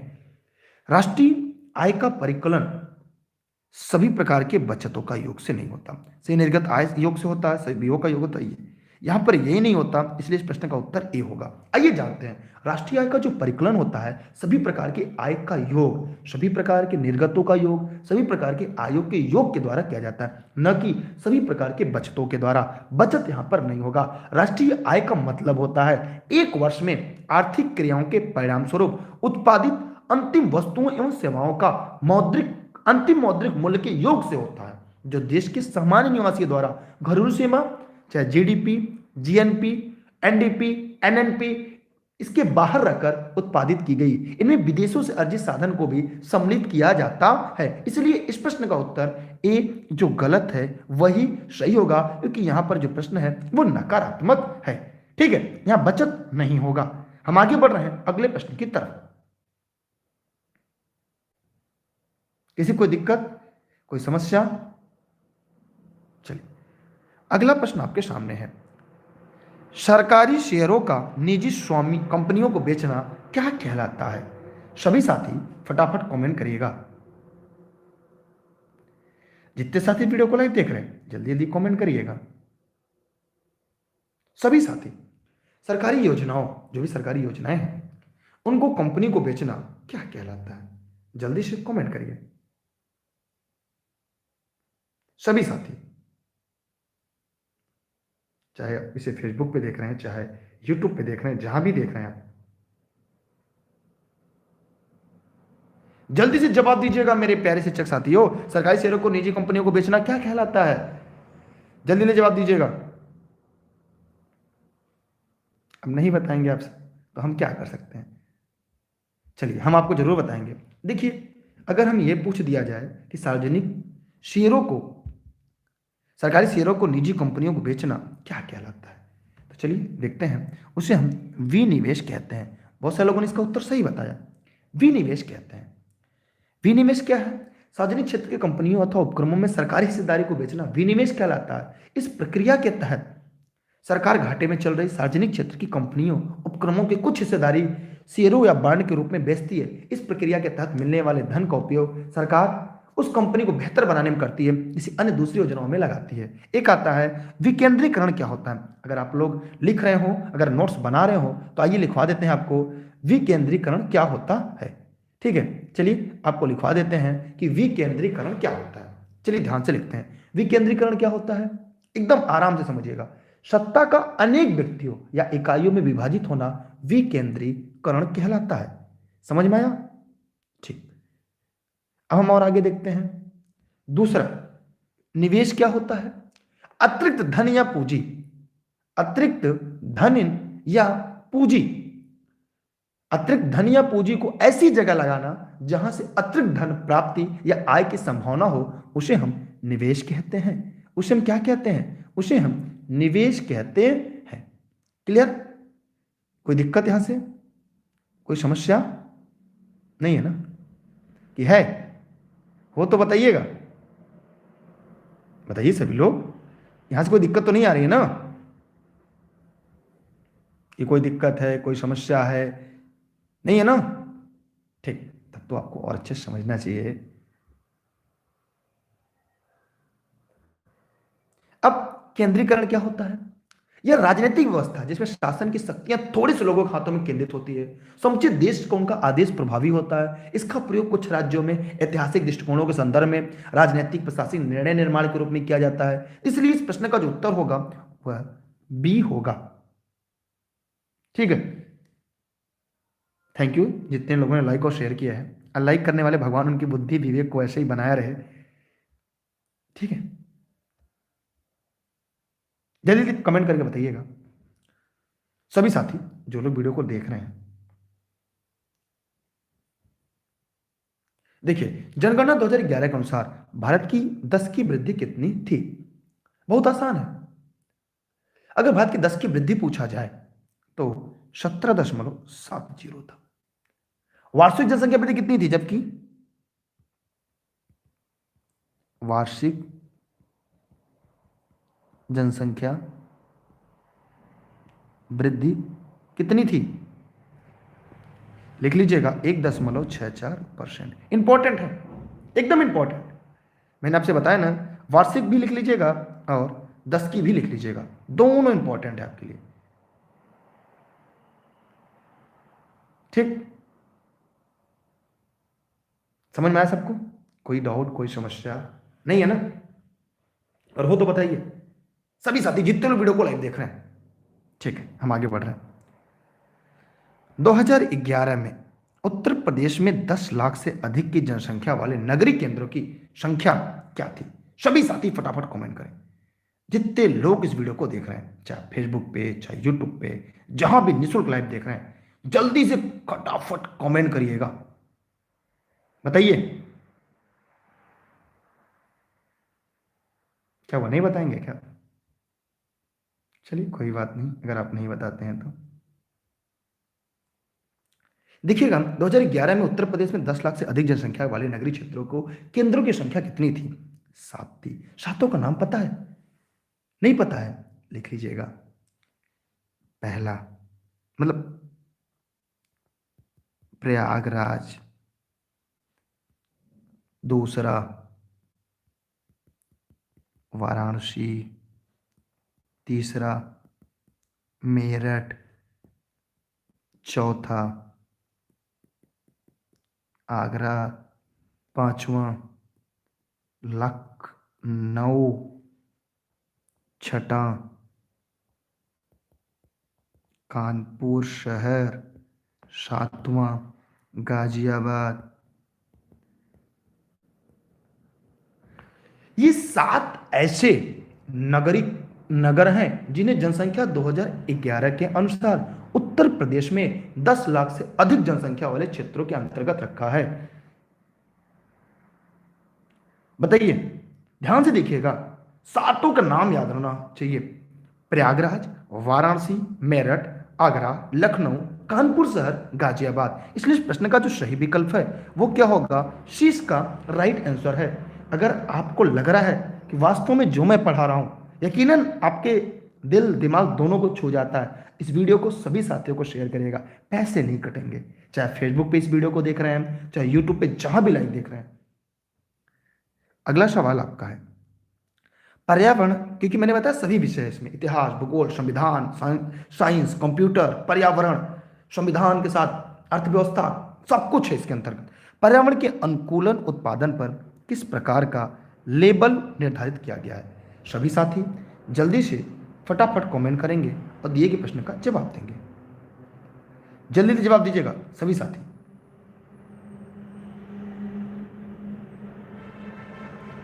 सभी साथी फटाफट कमेंट करिएगा जो भी वीडियो को लाइव देख रहे हैं।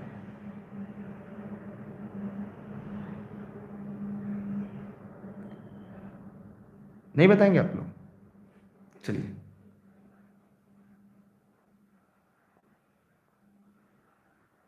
चलिए इसके बारे में हम लोग थोड़ा सा जानते हैं। पर्यावरण के अनुकूल कौन सा है? स्वास्तिक चिन्ह नहीं, दौड़ता बालक नहीं, उड़ता नहीं। लेबल क्या है? मिट्टी का घड़ा। ये डिकम्पोज हो जाएगा, थोड़ा दिमाग लगाइएगा कि मिट्टी का घड़ा लेबल है। लेकिन स्वास्तिक चिन्ह क्या किसी को पता है? अगर कोई से मैं पूछूं कि सर स्वास्तिक चिन्ह क्या है, तो कोई बता सकता है? जैसे वो स्वास्तिक चिन्ह प्राचीन काल से भारतीय संस्कृति में मंगल का प्रतीक माना जाता है। ठीक है, मेरी राइटिंग थोड़ी सी गड़बड़ है यार। ये स्वास्तिक चिन्ह हो गया। इसलिए किसी भी शुभ कार्य को करने से पहले स्वास्तिक चिन्ह अंकित करके उसका पूजन करते हैं। स्वास्तिक का अर्थ होता है अच्छा या मंगल करने वाला। स्वास्तिक एक दूसरे को काटते हुए 2 सीधी रेखाएं होती हैं जो आगे चलकर मुड़ जाती हैं। इसके बाद भी रेखाएं अपने सिरों पर थोड़ी और आगे की तरफ मुड़ जाती हैं, जैसे ये होता है। ये इसे हम स्वास्तिक चिन्ह कहते हैं। समझ में आया सब लोग को? एकदम तोड़ कर पढ़ा रहा हूं, यकीन मानिए। इससे बेहतर अगर कोई पढ़ा दे, चैनल को अनसब्सक्राइब कर दीजिएगा। चाहे फेसबुक पे हो, चाहे यूट्यूब पे हो, कहीं भी लाइव देख रहे हैं। ये निःशुल्क है, राष्ट्र हित में, देश हित में। इस प्रश्न का उत्तर क्या होगा? बी। बहुत ही इंपॉर्टेंट है कि घास स्थलीय पारिस्थितिकी तंत्र में खाद्य श्रृंखला में जीवधारियों का सही क्रम कौन सा है? एकदम हलवा वाला प्रश्न है। सभी लोग फटाफट कमेंट करिएगा जितने लोग वीडियो को लाइव देख रहे हैं। बताइएगा सभी लोग, जितने लोग वीडियो को लाइव देख रहे हैं, सभी लोग फटाफट कमेंट करके बताइएगा। सभी लोग फटाफट कमेंट करके बताइए। चलिए ध्यान देते हैं हम लोग सभी साथी, जितने लोग वीडियो को देख रहे हैं, चाहे फेसबुक पेज पे, चाहे यूट्यूब पे, जहां भी आप निःशुल्क देख रहे हैं, ध्यान से देखने का प्रयोग करिएगा आप लोग। अच्छा, मैंने उल्टा बना दिया, सॉरी। अच्छा, किसी ने कहा सर उल्टा बना दिया, चलिए कोई बात नहीं, सॉरी। देखिए यहां पर इस प्रश्न का उत्तर क्या होगा? घास को कीड़ा खाता है, मेढक नहीं। कीड़ा खाता है, कीड़े को बाज नहीं खाता है, बाज को गिद्ध नहीं खाता। घास टिड्डा खाता है, टिड्डे को सांप, सांप को गिद्ध। यहाँ पर क्या है? घास को कीड़ा मकोड़ा खाते हैं, चिड़िया खाती है, चिड़ियों को बड़े बाज, बाज को गिद्ध। तो यहाँ पर हमने देखा कि घास स्थलीय परितंत्र में, यहाँ पे देखिए घास स्थलीय परितंत्र में जुधारी भोज्य भक्षक के रूप में संबंधित रहते हैं। इसमें होकर खाद्य ऊर्जा का प्रवाह एक ही दिशा में होता रहता है। प्राथमिक उत्पादक हरे पौधे, प्रथम द्वितीय तृतीय श्रेणी को भोक्ता अपघटनकर्ता कवक जीवाणु आपस में मिलकर खाद्य श्रृंखला का निर्माण करते हैं। वे आपस में एक दूसरे का भक्षण करते हैं। भक्षण भक्षक या भोज के रूप में संबंधित रहते हैं। खाद्य श्रृंखला में ऊर्जा व रासायनिक पदार्थ उत्पादक उपभोक्ता अपघटनकर्ता व निर्जीव प्रकृति में क्रम से प्रवेश करते रहते हैं और उनमें होते हुए चक्र में घूमते रहते हैं। इसलिए इस प्रश्न का सही जवाब जो होगा ए इसका राइट आंसर होगा। क्या होगा? इस प्रश्न का सही जवाब ए होगा। जितने साथियों ने इस प्रश्न का उत्तर ए बताया है उन सभी का जवाब पूरी तरह से सही है। ठीक है, कोई दिक्कत किसी को? ठीक, चलिए हम आगे बढ़ रहे हैं अगले प्रश्न की तरफ। जितने लोग वीडियो को लाइव देख रहे हैं जल्दी से फटाफट कमेंट करेंगे और दिए गए प्रश्न का जवाब देंगे।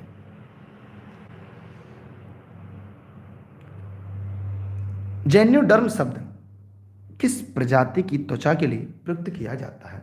जितने भी साथी इस वीडियो को ई लर्निंग विद दुर्गेश पर निःशुल्क लाइव देख रहे हैं जल्दी से फटाफट कमेंट करके बताइएगा।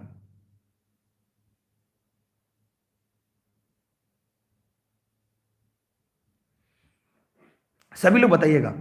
आइए इसके बारे में हम जानते हैं। जो लोग देख रहे हैं,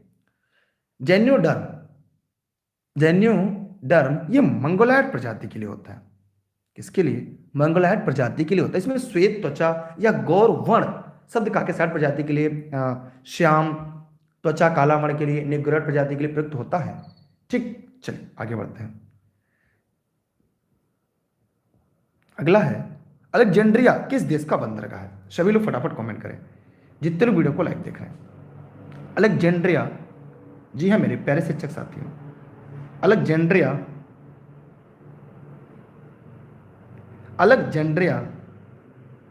किस देश का बंदरगाह है? सभी साथी कमेंट जरूर करिएगा, चाहे इसे फेसबुक पे चाहे यूट्यूब पे, जहां भी आप इसे निःशुल्क लाइव देख रहे हैं। बताइए फटाफट कमेंट करके।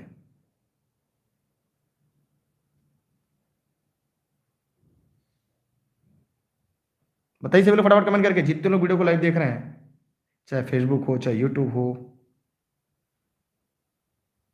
चलिए आइए देखते हैं इसके बारे में बहुत आसान से। अलेक्जेंड्रिया निम्नलिखित में से, सभी लोग ध्यान से देखिएगा, अलेक्जेंड्रिया कहाँ पे है? मिस्र। इसे इजिप्ट कहते हैं। पिरामिडों का देश है ये। नील नदी के डेल्टा पर स्थित बंदरगाह सूती वस्त्र निर्यातक केंद्र एवं मिस्र का प्रमुख पत्तन है।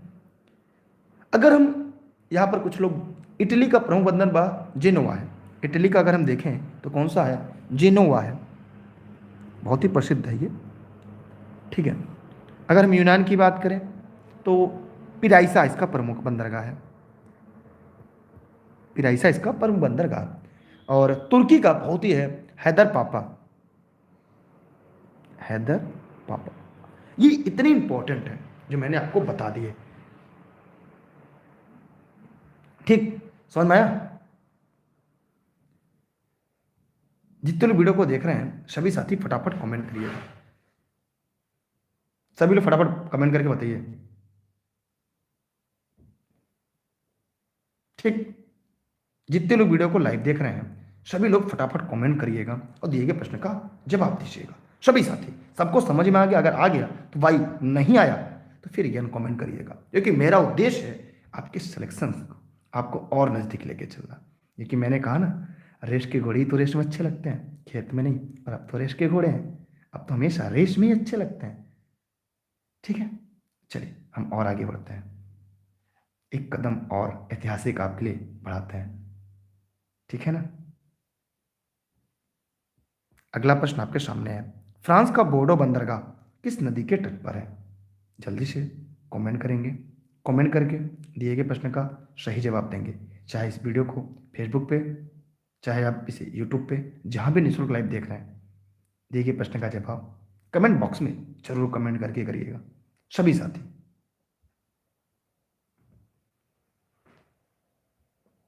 बताइए, फ्रांस का बोर्डो बंदरगाह किस नदी के तट पर बना है? आइए यहाँ पर इस प्रश्न के बारे में हम लोग और अच्छे से जानते हैं। फ्रांस का जो बोर्डो बंदरगाह है किस नदी पर बना है? गेरू नदी पर बना हुआ है। ब्रिटेन का लंदन बंदरगाह टेम्स नदी पर है। अगर ब्रिटेन की बात की जाए, लंदन बंदरगाह किस पर है? टेम्स नदी पर। ये कौन सा है? लंदन बंदरगाह, ये टेम्स नदी पर है। किस पर है ये? टेम्स नदी पर है। अगर नील नदी की बात की जाए, ये विश्व की सबसे लंबी नदी है, जो लगभग 66 माने 6,690 किलोमीटर है। इसका उद्गम विक्टोरिया झील से हुआ है। इसकी लंबाई 6,690 किलोमीटर लगभग है, और ये अफ्रीका की है। सतलज नदी का उद्गम अगर देखा जाए तो ये मानसरोवर झील के राकसताल में है। यह नदी शिवालिक पर्वत श्रृंखला काटते हुए पंजाब में प्रवेश करती है। ठीक, ये शिक्षक भर्ती लिखित परीक्षा जूनियर और प्राइमरी की ऐतिहासिक और मैराथन क्लास है। ठीक, इसलिए इस प्रश्न का उत्तर क्या होगा? डी इसका राइट आंसर होगा। कनाडा का औद्योगिक शहर जो कागज निर्माण के लिए प्रसिद्ध है, जल्दी से कमेंट करके बताइएगा क्या है। सभी लोग, चाहे इसे फेसबुक पे चाहे यूट्यूब पे जहां भी लाइव देख रहे हैं, ठीक,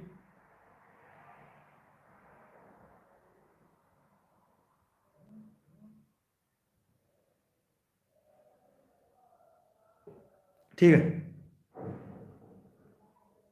चलिए, कनाडा का प्रौद्योगिक शहर कहाँ पर है? ओटावा तो इसकी राजधानी है। एक बात, ओटावा क्या है? इसकी राजधानी है। आप लोग को तो पता होना चाहिए, लेकिन इस प्रश्न का उत्तर ओटावा ही होगा। ओटावा कनाडा की राजधानी है। यह औद्योगिक शहर है जो कागज निर्माण के लिए प्रसिद्ध है। हैमिल्टन, जो कुछ लोग बता रहे हैं, हैमिल्टन कनाडा का वर्गियम शहर है। ये कनाडा का क्या है? वर्गीमन शहर है। ये कनाडा का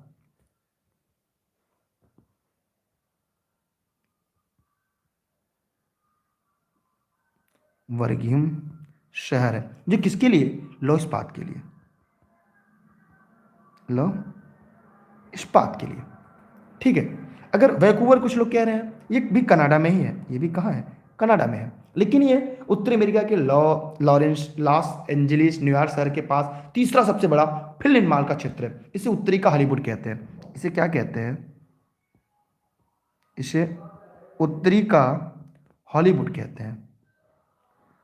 वैंकूवर को हॉलीवुड कहते हैं। टोरंटो भी कनाडा में है। ये भी किसके लिए? ऑटोमोबाइल के लिए।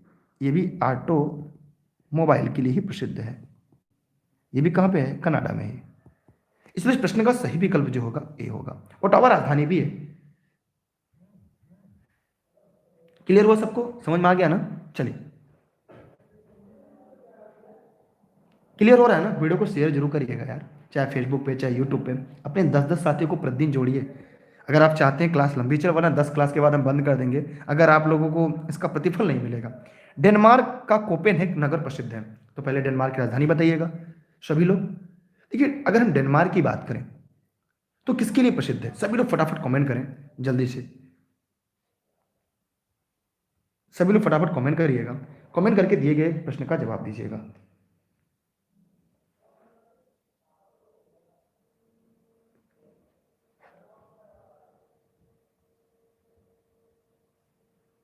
बताइए सभी लोग।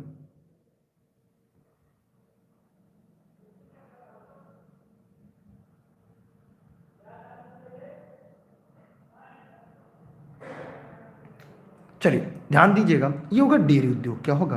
डेयरी उद्योग होगा। एक एक करके जानते हैं। चलिए देखिए, यहाँ पे क्या होगा, जैसे कुछ लोग बता रहे हैं हीरा पॉलिश।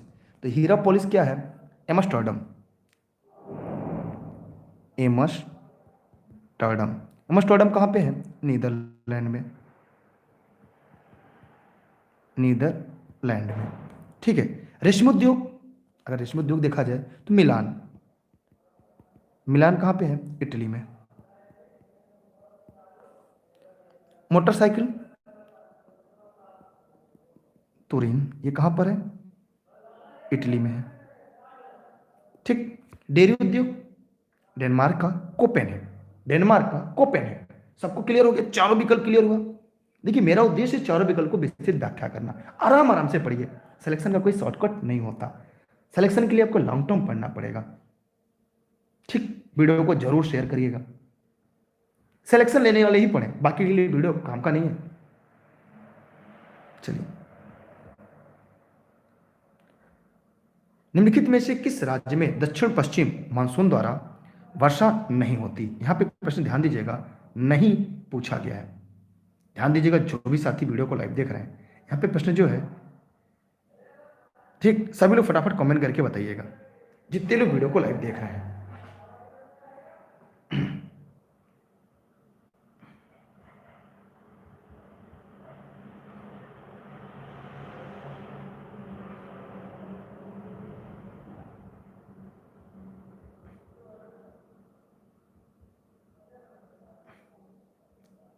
चलिए एक मैप बनाते हैं भारत का, फिर हम लोग देखते हैं क्या होगा।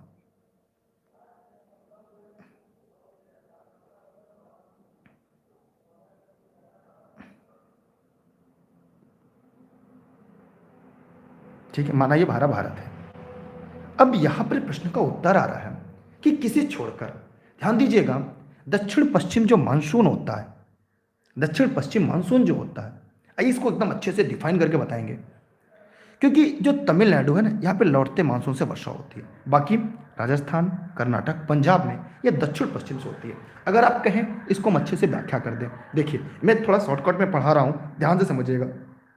एक होता है लौटता मानसून, जिसे हम पछुआ विक्षोभ कहते हैं। इसका उद्गम कहाँ पर होता है? इसका जो उद्गम होता है ये आपके भूमध्य सागर के पास ऊपर यूरोप है, नीचे अफ्रीका महाद्वीप के बीच पति चक्रवात के रूप में जन्म लेता है और शीत ऋतु के समय यह पूरब दिशा की तरफ आगे बढ़ता है। जब यह यहाँ पे पामीर की गांठ के पास पहुँचता है, पामीर की गांठ के पास पहुँचता है, ये दो शाखाओं में टूट जाता है, एक उत्तर की तरफ, एक दक्षिण की तरफ। दक्षिण की तरफ ये पर्वत की 3 सीरीजों में चला जाता है। 3 सीरीज में जाने के बाद जो पर्वतीय राज्य है, मैं थोड़ा तेजी से पढ़ा रहा हूँ, जो पर्वतीय राज्य है जैसे आपका जम्मू, फिर हिमाचल और उत्तराखंड, यहाँ पर खूब ज़्यादा बर्फबारी होती है, हिमपात होता है। लेकिन यह जब यह आगे के अन्य राज्यों में बढ़ती है, जहाँ पे मैदानी क्षेत्रों में, तो यहाँ पर ये खूब बूंदाबांदी करती है। इसका प्रकोप 14 जनवरी से लेकर 14 अप्रैल तक होता है। और जब ये हिमपात के रूप में गिरता है तो पूरे उत्तर भारत में खूब शीतलहरी का आगाज होता है। क्या होता है? शीतलहरी का आगाज होता है। इसे हम लौटता मानसून के नाम से जानते हैं। और फिर ये आगे बिहार साइड में पहुंचने के बाद इसकी लगभग वाष्प की मात्रा कम हो जाती है। वर्षा कम होने के बाद ये सीधा पूर्वोत्तर भारत में जाता है। यहाँ अराकन योमा से टकराने के बाद ये दक्षिण में घूम जाता है। फिर इसे यहाँ पे बंगाली खाड़ी में कुछ जलवाष्प मिलता है। फिर लाने के बाद ये आपके कहाँ वर्षा करती है? तमिलनाडु में। इसलिए तमिलनाडु में पछुआ विक्षोभ या लौटते मानसून से वर्षा होती है। लेकिन कभी कभी ये लौटता मानसून राजस्थान में पहुंच जाता है, तब इसे हम मावट कहते हैं। यह रबी की फसल के लिए काफी महत्वपूर्ण होता है। इसमें घनघोर वर्षा नहीं होती, इसमें बूंदाबांदी होती है या हिमपात होती है। बूंदाबांदी 3 से 4 दिनों तक होती है, बिजली कड़कड़ाहट होती है, ठीक है, और टेम्परेचर तेजी से नीचे गिरता है, जिसे हम कहते हैं कि मानसून वापस आ गया, लौटता मानसून कहते हैं। और शीतलहरी का इससे आगाज होता है। ठीक है, सबको समझ में आ गया? मैं शॉर्टकट में बताया, वैसे बहुत लंबी थियरी थी, तो अगर हो सके तो वीडियो को शेयर जरूर करिएगा। प्रतिदिन 9:30 बजे ई लर्निंग विद दुर्गेश पर मोबाइल लगा लीजिएगा लाइव आने का। ठीक है, 9:30 बजे, 1-2 मिनट आगे पीछे होगा, लेकिन सभी लोग आ जाइएगा, हम आगे बढ़ रहे हैं। ठीक है,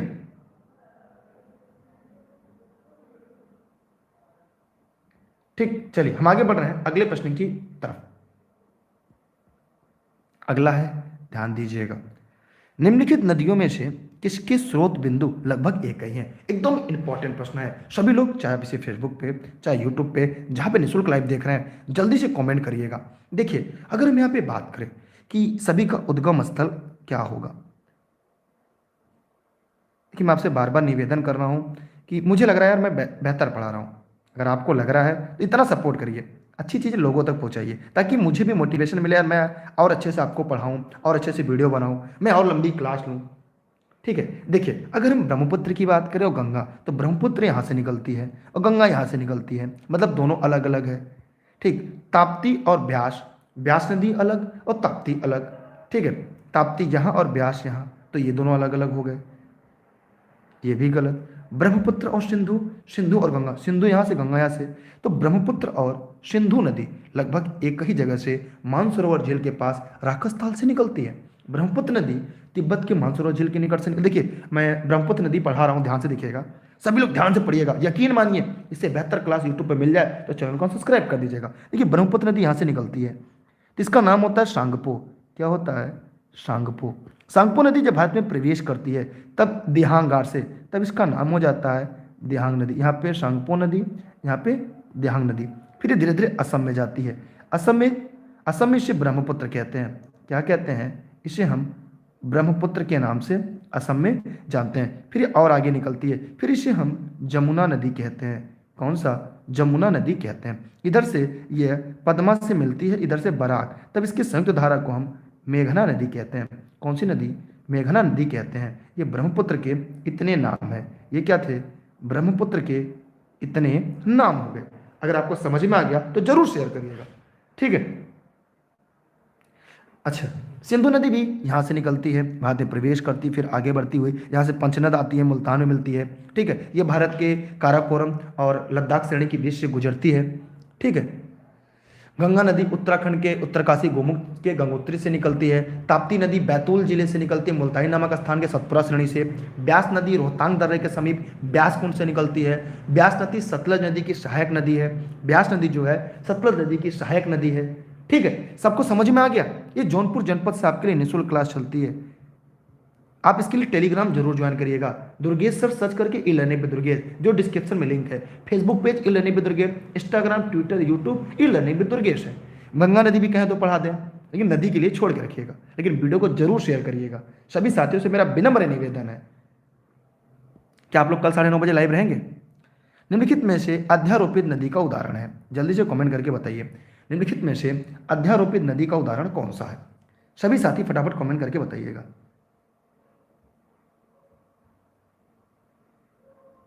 जल्दी जल्दी फटाफट कमेंट करके बताइएगा, जितने साथी इस वीडियो को लाइव देख रहे थे। जल्दी फटाफट कमेंट करके बताइए। सभी साथी फटाफट कमेंट करिए, जितने लोग वीडियो को लाइव देख रहे हैं, चाहे फेसबुक पे, इंस्टा, ट्विटर, जहां भी इस वीडियो को लाइव देख रहे हैं।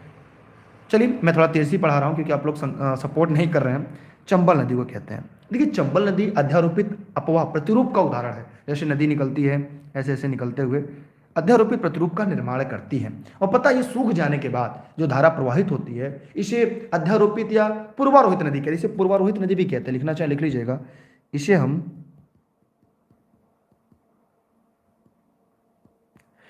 और ये अपवाद क्षेत्रों में जब बहती है तो ढालों पर बहते हुए काट देती है। तो यहाँ पर जैसे ये निकल रहा है, गर्मी में सूख जाता था। जब सूख जाता था इसमें डाकू रहते थे, इसे हम कहते थे चंबल के डाकू। क्या कहते हैं? चंबल के डाकू कहते हैं, ठीक है। जैसे अगर हम मैप बना दे रहा हूं, अच्छा ठीक है।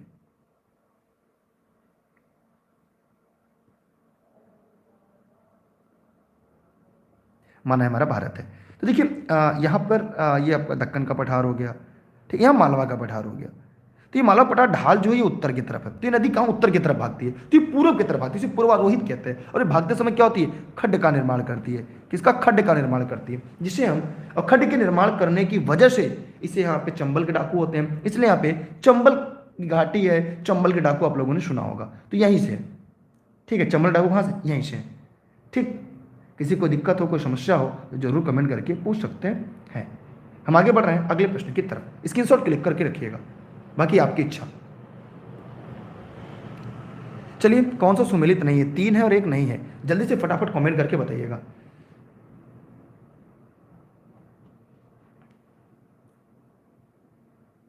सभी लोग फटाफट कमेंट करिएगा, चाहे फेसबुक पे, चाहे यूट्यूब पे, जवाब जरूर दीजिएगा। देखिए, ब्राजील की जो धारा है ना, ब्राजील की धारा, ये दक्षिण अटलांटिक महासागर की धारा है। गल्फ स्ट्रीम की धारा उत्तरी अटलांटिक महासागर है। अग्लुहास हिंद महासागर इंपॉर्टेंट। लेकिन जो हम्बोल्ट की धारा है ये उत्तरी प्रशांत महासागर नहीं है। हम्बोल्ट, इसे हम पेरू की धारा भी कहते हैं। इसे हम पेरू की धारा के नाम से भी जानते हैं। यह प्रशांत महासागर उत्तरी की जगह दक्षिणी होगा। दक्षिणी प्रशांत महासागर से यह धारा निकलती है, जबकि गल्फ स्ट्रीम जो है ये उत्तरी अटलांटिक महासागर से निकलती है, ठीक, आंध्र महासागर से निकलती है, ठीक। इसलिए इस प्रश्न का उत्तर क्या होगा? 20 का जो गलत है वही सही होगा, क्योंकि यहाँ पे पूछा है कौन सा सही सुमेलित नहीं है। क्लियर हुआ सबका? कॉन्सेप्ट क्लियर हो गया ना? ठीक है, क्लियर? कोई डाउट किसी को? अगर इससे बेहतर अगर आपको लग रहा है कि कोई पढ़ाएगा तो फिर नो डाउट हाँ पढ़ सकते हैं। अगला, मिश्रित ज्वार भाटा किसे कहते हैं? तो जो साथी वीडियो को लाइव देख रहे हैं जल्दी से कमेंट करेंगे और दिए गए प्रश्न का लाइव जवाब देंगे। सभी साथी फटाफट कमेंट करिएगा। मिश्रित ज्वार भाटा किसे कहते हैं?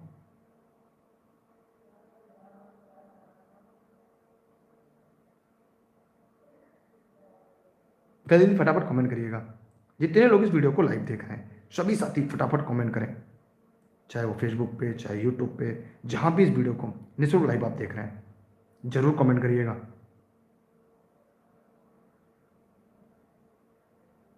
क्या हुआ, जवाब नहीं देंगे क्या? हाँ चलिए, आइए इसके बारे में मैं अच्छे से बताता हूँ। ये दैनिक अर्धदैनिक ज्वार भाटा मिश्रित का क्रम होता है, इसलिए इस प्रश्न का सही विकल्प जो होगा ए होगा। ठीक,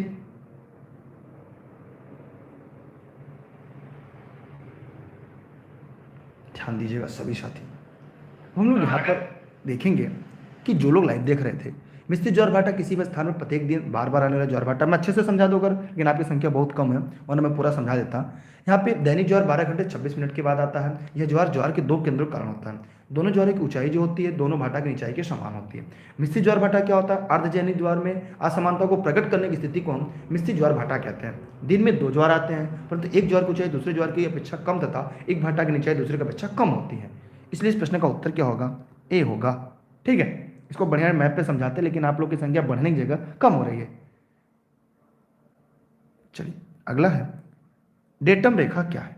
सभी साथी फटाफट कमेंट करें, डेटम रेखा क्या है? देखिए सभी साथी फटाफट कमेंट करेंगे। ऑनलाइन क्लास से नोट संबंधित किसी भी जानकारी के लिए आप 6306344367 पर जुड़कर जानकारी ले सकते हैं। यह क्लास जौनपुर जनपद के सिराजे हिंद से संचालित हो रही है जो आपके लिए पूरी तरह से निःशुल्क, देश हित में, राष्ट्र हित में होगी। चलिए आगे बढ़ता हूं। यहां पर इस प्रश्न का उत्तर क्या होगा? डेटम समुद्र तल की क्षैतिज रेखा जिसमें ऊंचाई तथा गहराई की, इसलिए इस प्रश्न का उत्तर ए होगा। आइए इस विषय में और जानने का प्रयास करते हैं। एक अंतरराष्ट्रीय तिथि किसे कहते हैं? ये 180 अंश देशांतर रेखा को अंतरराष्ट्रीय तिथि रेखा कहते हैं। ठीक है, यहां पर पश्चिम से पूरी तरफ जाने पर एक दिन बढ़ जाता है। ठीक है, कोई दिक्कत कोई समस्या हो तो आप पूछ सकते हैं। चलिए हम आगे बढ़ रहे हैं अगले प्रश्न की तरफ। स्क्रीनशॉट जरूर क्लिक कर लीजिएगा चाहे जहां भी देख रहे हैं। इसका सही था। अगला है, किसी वायुमंडल परत को मौसमी परिवर्तन की छत के लिए कहा जाता है? सभी लोग फटाफट कमेंट करेंगे। मैं यहाँ पे आपके कुछ काम की चीजें लिख दे रहा हूं, जल्दी जल्दी कमेंट करके बताइएगा।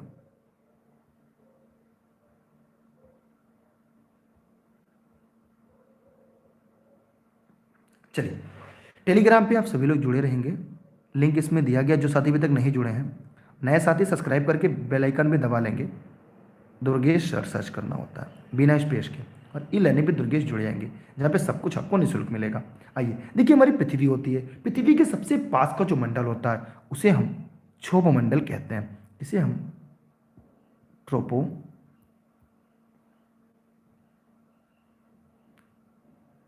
स्पेयर के नाम से जानते हैं, और इसे हम परिवर्तन मंडल कहते हैं। क्यों कहते हैं? मौसम संबंधित जितनी भी घटनाएं होती हैं, आंधी आना, तूफान, बादल, कोहरा, हिमपात, ओला, जितनी भी मौसम संबंधी घटनाएं घटती हैं सब इसी मंडल में घटती हैं। जैसे अभी बारिश हो रही है, अचानक बारिश होते होते क्या होती है, हम देखते हैं तुरंत धूप आ जाता है, धूप में बारिश होने लगती है। कहते हैं बनरा बनरी की शादी हो रही है, सियार सियारनी की शादी हो रही है, तो ये तुरंत बदलता है। या इस मंडल पे ऊंचाई पर बढ़ते हैं, जब हम 165 मीटर ऊपर बढ़ते हैं तब इसमें 1 डिग्री सेल्सियस तापमान नीचे आता है, इसलिए इसे परिवर्तन मंडल कहते हैं। माने ऊंचाई बढ़ने के साथ साथ हम इसके तापमान में गिरावट दर्ज करते हैं। दूसरा, अचानक मौसम परिवर्तन या मौसम संबंधी घटनाएं केवल क्षोभ मंडल में घटती हैं, इसलिए हम इसे क्षोभ मंडल या परिवर्तन मंडल के नाम से जानते हैं। जितनी भी, इसकी अगर औसत ऊंचाई 13 किलोमीटर है, इसकी सबसे ज़्यादा अगर ऊंचाई की हम बात करें, जैसे हमारा 0 t हो गया या 0 डिग्री हो गया, मतलब अगर इसकी ऊंचाई की बात करें तो यहाँ पे ऐसे है, माने इसकी ऊंचाई भूमध्य रेखा पे ज़्यादा है, लगभग यहाँ पर मानी जाती है 18 किलोमीटर, और यहाँ पे ध्रुवों पर 6 किलोमीटर। अगर हम इसकी एवरेज हाइट की बात करें तो 13 किलोमीटर है। ठीक है, कितना है? 13 किलोमीटर है। दूसरा समताप मंडल, आयन मंडल, मध्य मंडल, इसे मेसोस्फीयर कहते हैं, पूरे पृथ्वी का सबसे कम टेम्परेचर होता है। आयनोस्फीयर, आयन मंडल, जिसमें हम सभी आयन मंडल की बात करें तो रेडियो तरंगे जितनी भी होती है वो आयन मंडल में होती है। इसमें सबसे नीचे डी लेयर होता है, इसमें दीर्घ तरंगे होती हैं, E1, E2, F1, लघु तरंगे परावर्तन करते हैं, इसमें टेलीविजन, रेडियो, रडार आदि चलते हैं। ठीक है। समताप मंडल वायुयान उड़ने के लिए होता है, इसे हम स्ट्रेटोस्फीयर कहते हैं, इसे ओजोन मंडल के नाम से भी जानते हैं। इसमें ओजोन परत, ओजोन गैस पाई जाती है, इसे अम्ब्रेला ऑफ द अर्थ के नाम से जानते हैं। ठीक है, ये पृथ्वी की दूसरी सबसे ऊंची चोटी है। ठीक, जरा कमेंट करके बताइए सभी लोग, जो लोग वीडियो को लाइव देख रहे हैं। जूनियर शिक्षक भर्ती के लिए बहुत ही बेहतर क्लास आपके लिए लाइव चलती है ई लर्निंग विद दुर्गेश पर, निःशुल्क आपके लिए। सभी साथी फटाफट कमेंट करके बताइए। अब वीडियो को जरूर शेयर करिएगा। ये video e learning with Durgesh पर प्रतिदिन रात 9:30 बजे लाइव चलती है। वायुयान को उड़ने के लिए समताप मंडल है, रेडियो तरंगों के लिए आयन मंडल है, पूरी पृथ्वी का सबसे कम टेम्परेचर मध्य मंडल है। अच्छा ये बताइएगा, उल्का पिंड, ठीक है, उल्का पिंड जो है किस मंडल में आकर ज्वलित होता है? देखते हैं सबसे पहले इसका उत्तर कौन देता है। वीडियो को शेयर करिएगा। ये आज की क्लास यहाँ पे ख़त्म करते हैं। कर हर हर मैदान फतेह, क्योंकि रेस के घोड़े रेस में अच्छे लगते हैं, खेत में नहीं। ठीक है, बहुत अच्छा लगा आप लोग के साथ। बस ऐसे ही अपना साथ बनाए रहिएगा। ई लर्निंग विद दुर्गेश पे जुड़े रहिएगा। Facebook page, Insta, Twitter, YouTube, e learning with Durgesh मेरी भी आईडी है। इंस्टाग्राम पे दुर्गेश सर, वहाँ पे भी जुड़ सकते हैं आप। बहुत अच्छा लगा, तो चलिए चलते हैं, बाय बाय। कोई सवाल नहीं है ना आपका? अगर हो तो पूछ सकते हैं।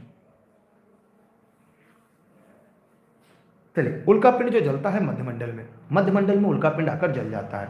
यहाँ पे सबसे कम टेम्परेचर लगभग -100 डिग्री सेल्सियस माना जाता है। ठीक है, कोई दिक्कत, कोई समस्या आप तो नहीं है ना? बताइए।